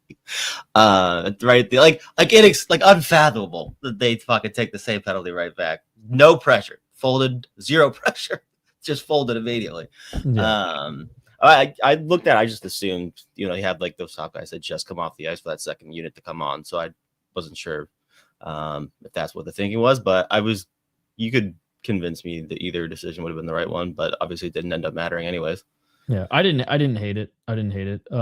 Yeah, Faber's what I love about Faber, he's just like a competitor. And like when he sees red, like he's just on. And it was great. He was on and just like, dude. This is different. This game was like some of the best, like if not like the best we've seen from him, but like I've seen him turn it on in games you all have before, and it's just like it's fun to see that motor going. That's like from a competitive lens, though. I have not seen this kind of offensive contribution from him. And you look like Brett Burns out there. You look like a forward. I love every bit of what we're seeing from him. This is incredible. But I just off what you guys said, when you have a power play that's worked as well as ours, and granted, like sure, Zuki out, whatever. I don't like pulling the goalie. Maybe for the last like 30 seconds for a big push, but like you've got control, you've got the man advantage. Don't give them the empty net to shoot at. Yeah. If your power play sucks, different story. What's up, dude? Wild have the better team. Dallas was prepared to go all out game 2. I think Wild will win game 3. If not, See, I disagree with this comment, by the way. And I know I'm like always the guy who just talks about how much I like appreciate Johansson's contributions, but like I would say that he played actually pretty well two-way tonight, especially in the first 2 periods. I think the whole team in the first like 16 minutes of the third period were flat, but there were times where he was forced to have to just play the puck in his own zone. He snatched the puck from his man 3 times just with a good stick. He at one point skated all the way down the zone, overskated it around, like couldn't find someone to pass to, lost it, skated all the way back, then checked the guy who checked him, got the puck back, and then started the play again. So this is maybe in the third period, but Johansson, he was not the contributing reason in why they lost this game at all. He was fine and actually played better two-way than I would have ever expected from him. Anyways, so do we have a Zuccarello problem? I want you guys to disagree with me here, maybe, but it seemed like Kaprizov was lost at times. Yeah, he was also being like checked 2-1 every single time he got the puck too. Yeah, but even when it was 1-1, like he didn't have the same jump. He didn't have, I don't know. There was just something missing there where he didn't know where he was going with the puck like he usually does. And like he didn't have an awful game, but there were definitely multiple moments where I stopped him like, this doesn't look right. Yeah, Johansson played a stronger game man-to-man than Kaprizov did tonight. So again, like Matt, tonight, like it's just that wasn't the case. It wasn't the case. I would have called him out for it like I called out Foligno's stupid freaking penalty at the end of that second He period. almost made it 5 whole periods, Z. He almost did it. That's the one thing that is a legit concern is if he goes Yep. 2023 playoff mode, which again, Brett talked about that when we did our show last week. That will be a problem if he does do that. And like Nick Foligno's really started to toe that line too, and was shocked that he took the elbow penalty. That the replay, it's like, yeah, man, like what do you mean? Like that was a penalty, dude. Dude, how about not finishing on that opportunity? Just lay it out on a silver platter by Brock Faber. Yeah, I mean there were a couple too, like even towards the end there, right before that, the third goal for Dallas, maybe. But like there was a sequence there where like Ottinger leaves the puck by net, no one goes and gets it, and then yeah, like you said, like Foligno literally has it under his knee. But then even McCarron, who was awesome tonight, and did not end up in the box at all while still playing his brand of hockey, and he actually had a couple of chances and like hit the post on one. That sequence literally.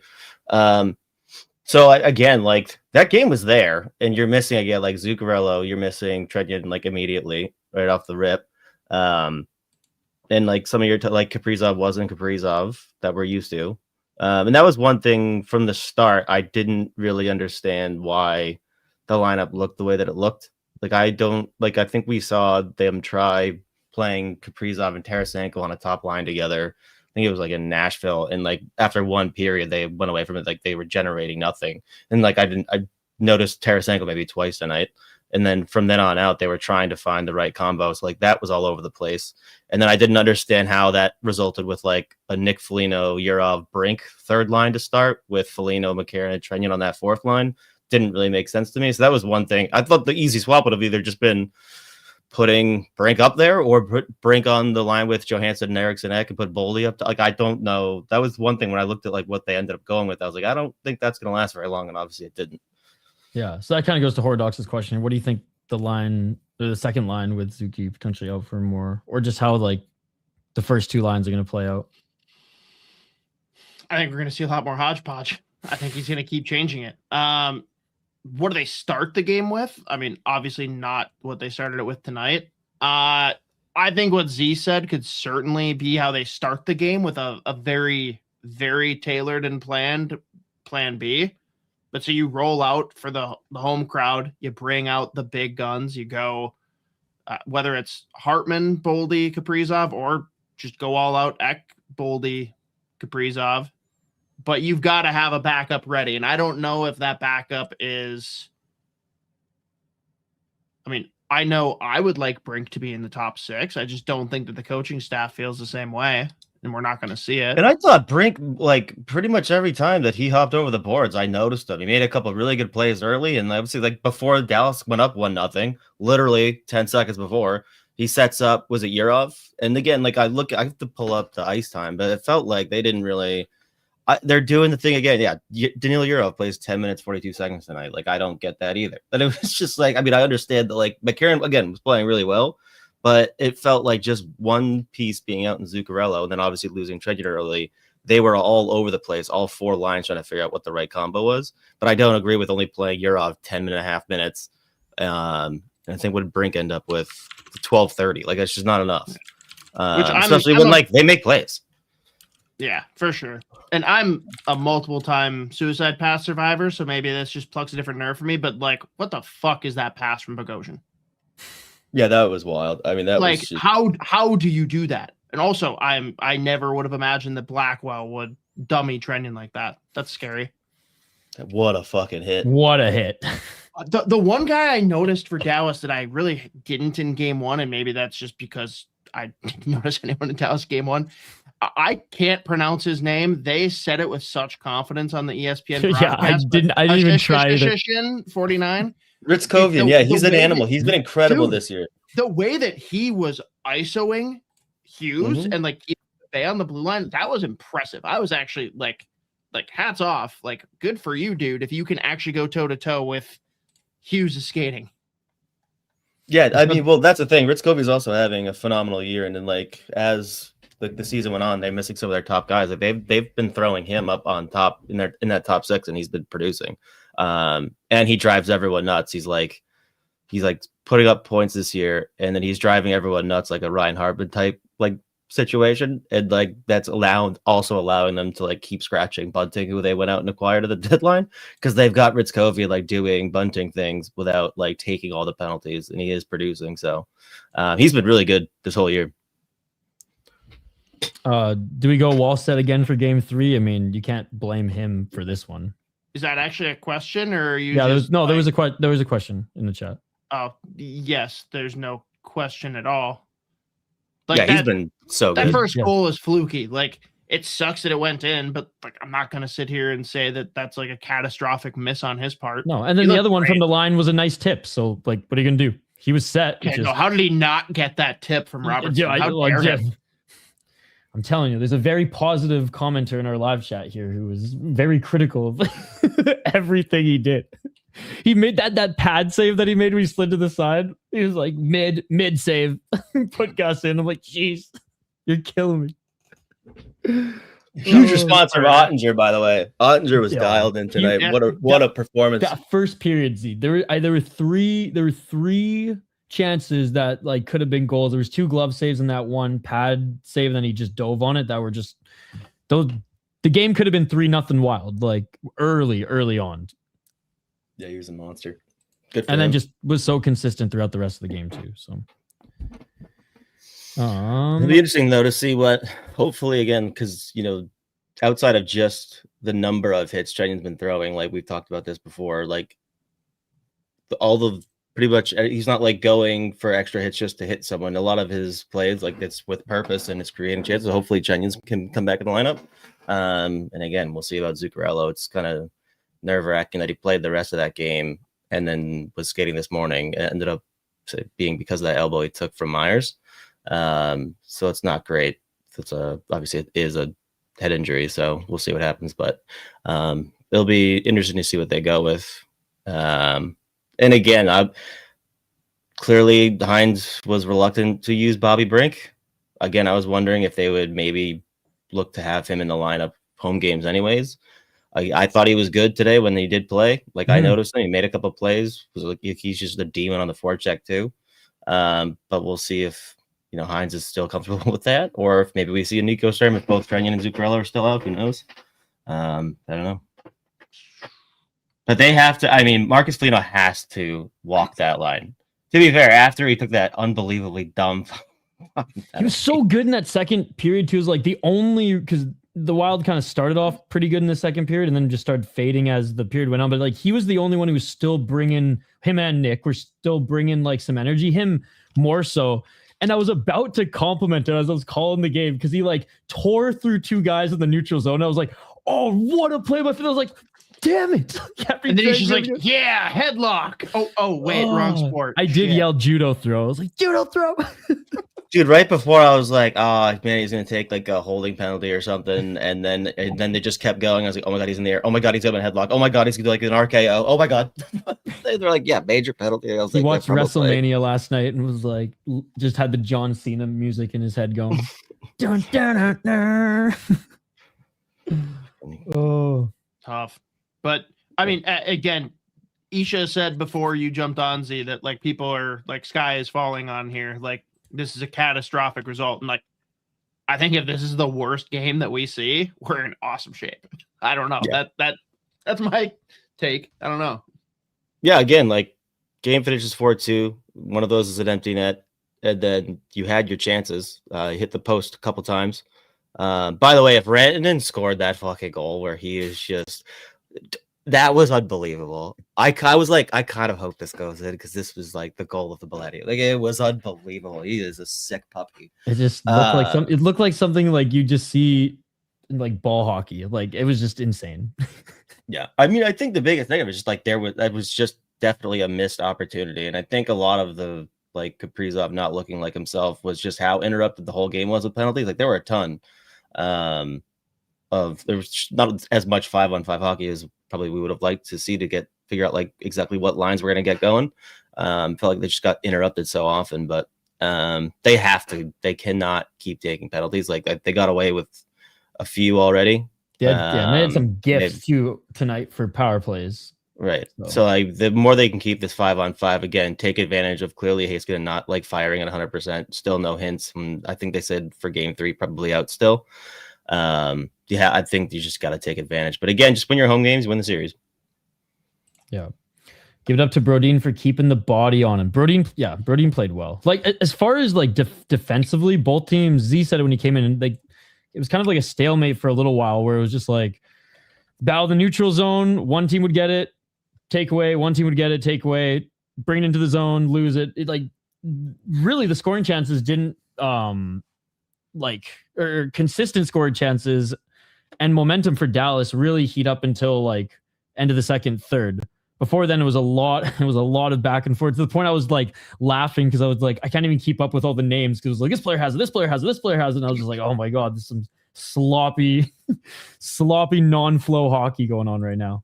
But Did you guys catch Leah Hextall after the game?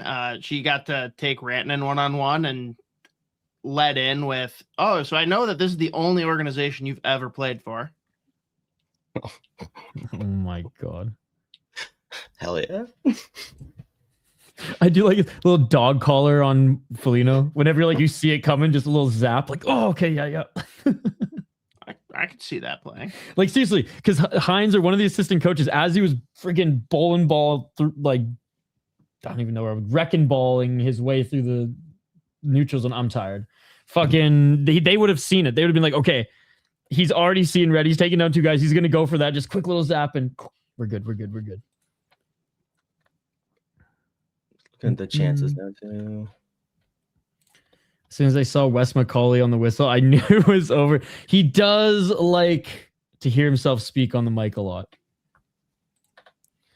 Yeah. That was pretty wild, though. The penalty getting called back, like you just saw like the little black on the stick tape. Yeah, Eric Johnson was right on it too. He's really good. I He rocks. I've loved everything he's done media wise so far, and he's just having such a good time. You can tell. So yeah, he's a beauty. Right away, they're like, "Oh, they should pull the goalie right away here, right?" He's like, "No, I don't want them shooting it down the ice." And then it goes down, it goes right to wall side. He's like, "Yep, that would have gone in. You guys are He's dumb." like, "Yep, see, good thing they didn't. That would have gone right in." Oh, love it. It's too good. All right, last comment here, then we'll wrap things up with some final thoughts from you guys. Billy G should be fired for giving Foligno that contract. Which one? Billy G should be fired for nothing. But yeah, Foligno's got to figure it out. Final thoughts on this game too, and anything, words of encouragement or any thoughts going into game 3? I mean, again, if this is the worst game that we play and you think the sky is falling because of this, we're in great shape. If Trenyan is out for an extended period, big bummer. Yeah. If Zuki's out for extended time, big bummer. But outside of that, you can't really complain about much top and bottom of the lineup. I didn't see anything that really scares me. Just not knowing how we're going to get Kaprizov back on his game without Zuccarello is a small lingering concern for me. Yeah. Again, I want to see more minutes for Brink and Yurov. That's one of mine. Again, not that I think Yurov's going to go like light up the score sheet, but I think he's a useful player and he can be used in pretty much any situation. So I want to see more minutes for him and get some opportunities. But we'll see what they end up going with the combination. They obviously cannot start. I mean, regardless, like obviously they literally can't if Trenyan's still out. But that top unit can't, or the top line can't stay that way. It just did not work, even though that was like the combination they went with for like the most amount of minutes tonight at 5-on-5. And again, they just have to keep on as much as possible, keep this at 5v5 or even strength or whatever. But I don't know. It's again, like you don't have Kaprizov firing, like Hartman was like in and out of it. But you have another ridiculous performance from Brock Faber. And again, interrupted with the Trenyan injury, no Zuccarello, and that game was still right there to be had. So it's still encouraging. Like, hopefully they just don't stick to the bit that they've been sticking to for the past couple playoffs. Go up 2-1 and lose in 6. Don't do that. But again, just to get that split was huge on the road in Dallas. So they can ask for those first 2 games. But yeah, no, I still think just like the most annoying part of this is the fact that was right there, and it would have been some kind of a statement to come back up 2-0. But it's going to be a great series. These games are fun. Yeah, absolutely. I guess, the only really thing that I wanted to add was what Z said. If Zook and Trennan are going to be out another game, like I want to see Yurov and Brink used more, because I think there's more to give there from both of them. And I think that, from what we saw from Brink tonight, it's been great. And if Dallas is going to forecheck the way that they're forechecking, we need to match that. And Brink, he's got that speed. We're going to lack that speed with Trenyan. So I do think it was a wake up call too. Like, and this isn't anything groundbreaking, but you saw every time there was a little bit of a cluster, like high slot area in our offensive zone, they turned that puck around so goddamn fast. They were creating odd man rushes like crazy. Like, I do think the team is going to be more equipped coming home. I mean, on top of just what you're going to be able to do with line matching, but understanding and being prepared for like, oh shit, they actually have this jump in their step. They're turning around fast and coming up ice. Like there were times where I was like, oh my God, I'm watching on TV and I was not ready for it to be up the ice that quick. So I think that's going to be a big eye opener and something that I would hope Hines is going to dial in on pretty hard. Yeah, absolutely. Well, appreciate everybody who hung out with us throughout the entire watch party and the post-game show. Appreciate Hoppy and Z jumping on here as well. I'll be back Wednesday and we'll likely do this all again, guys. So thank you guys so much for watching and we will see you on the next one. Like and subscribe. As if you just joined the post-game show now, we will be posting it as well in its entirety, or you can just scroll back and find it in this stream. But have a good night, guys, and we'll see you Wednesday. Peace.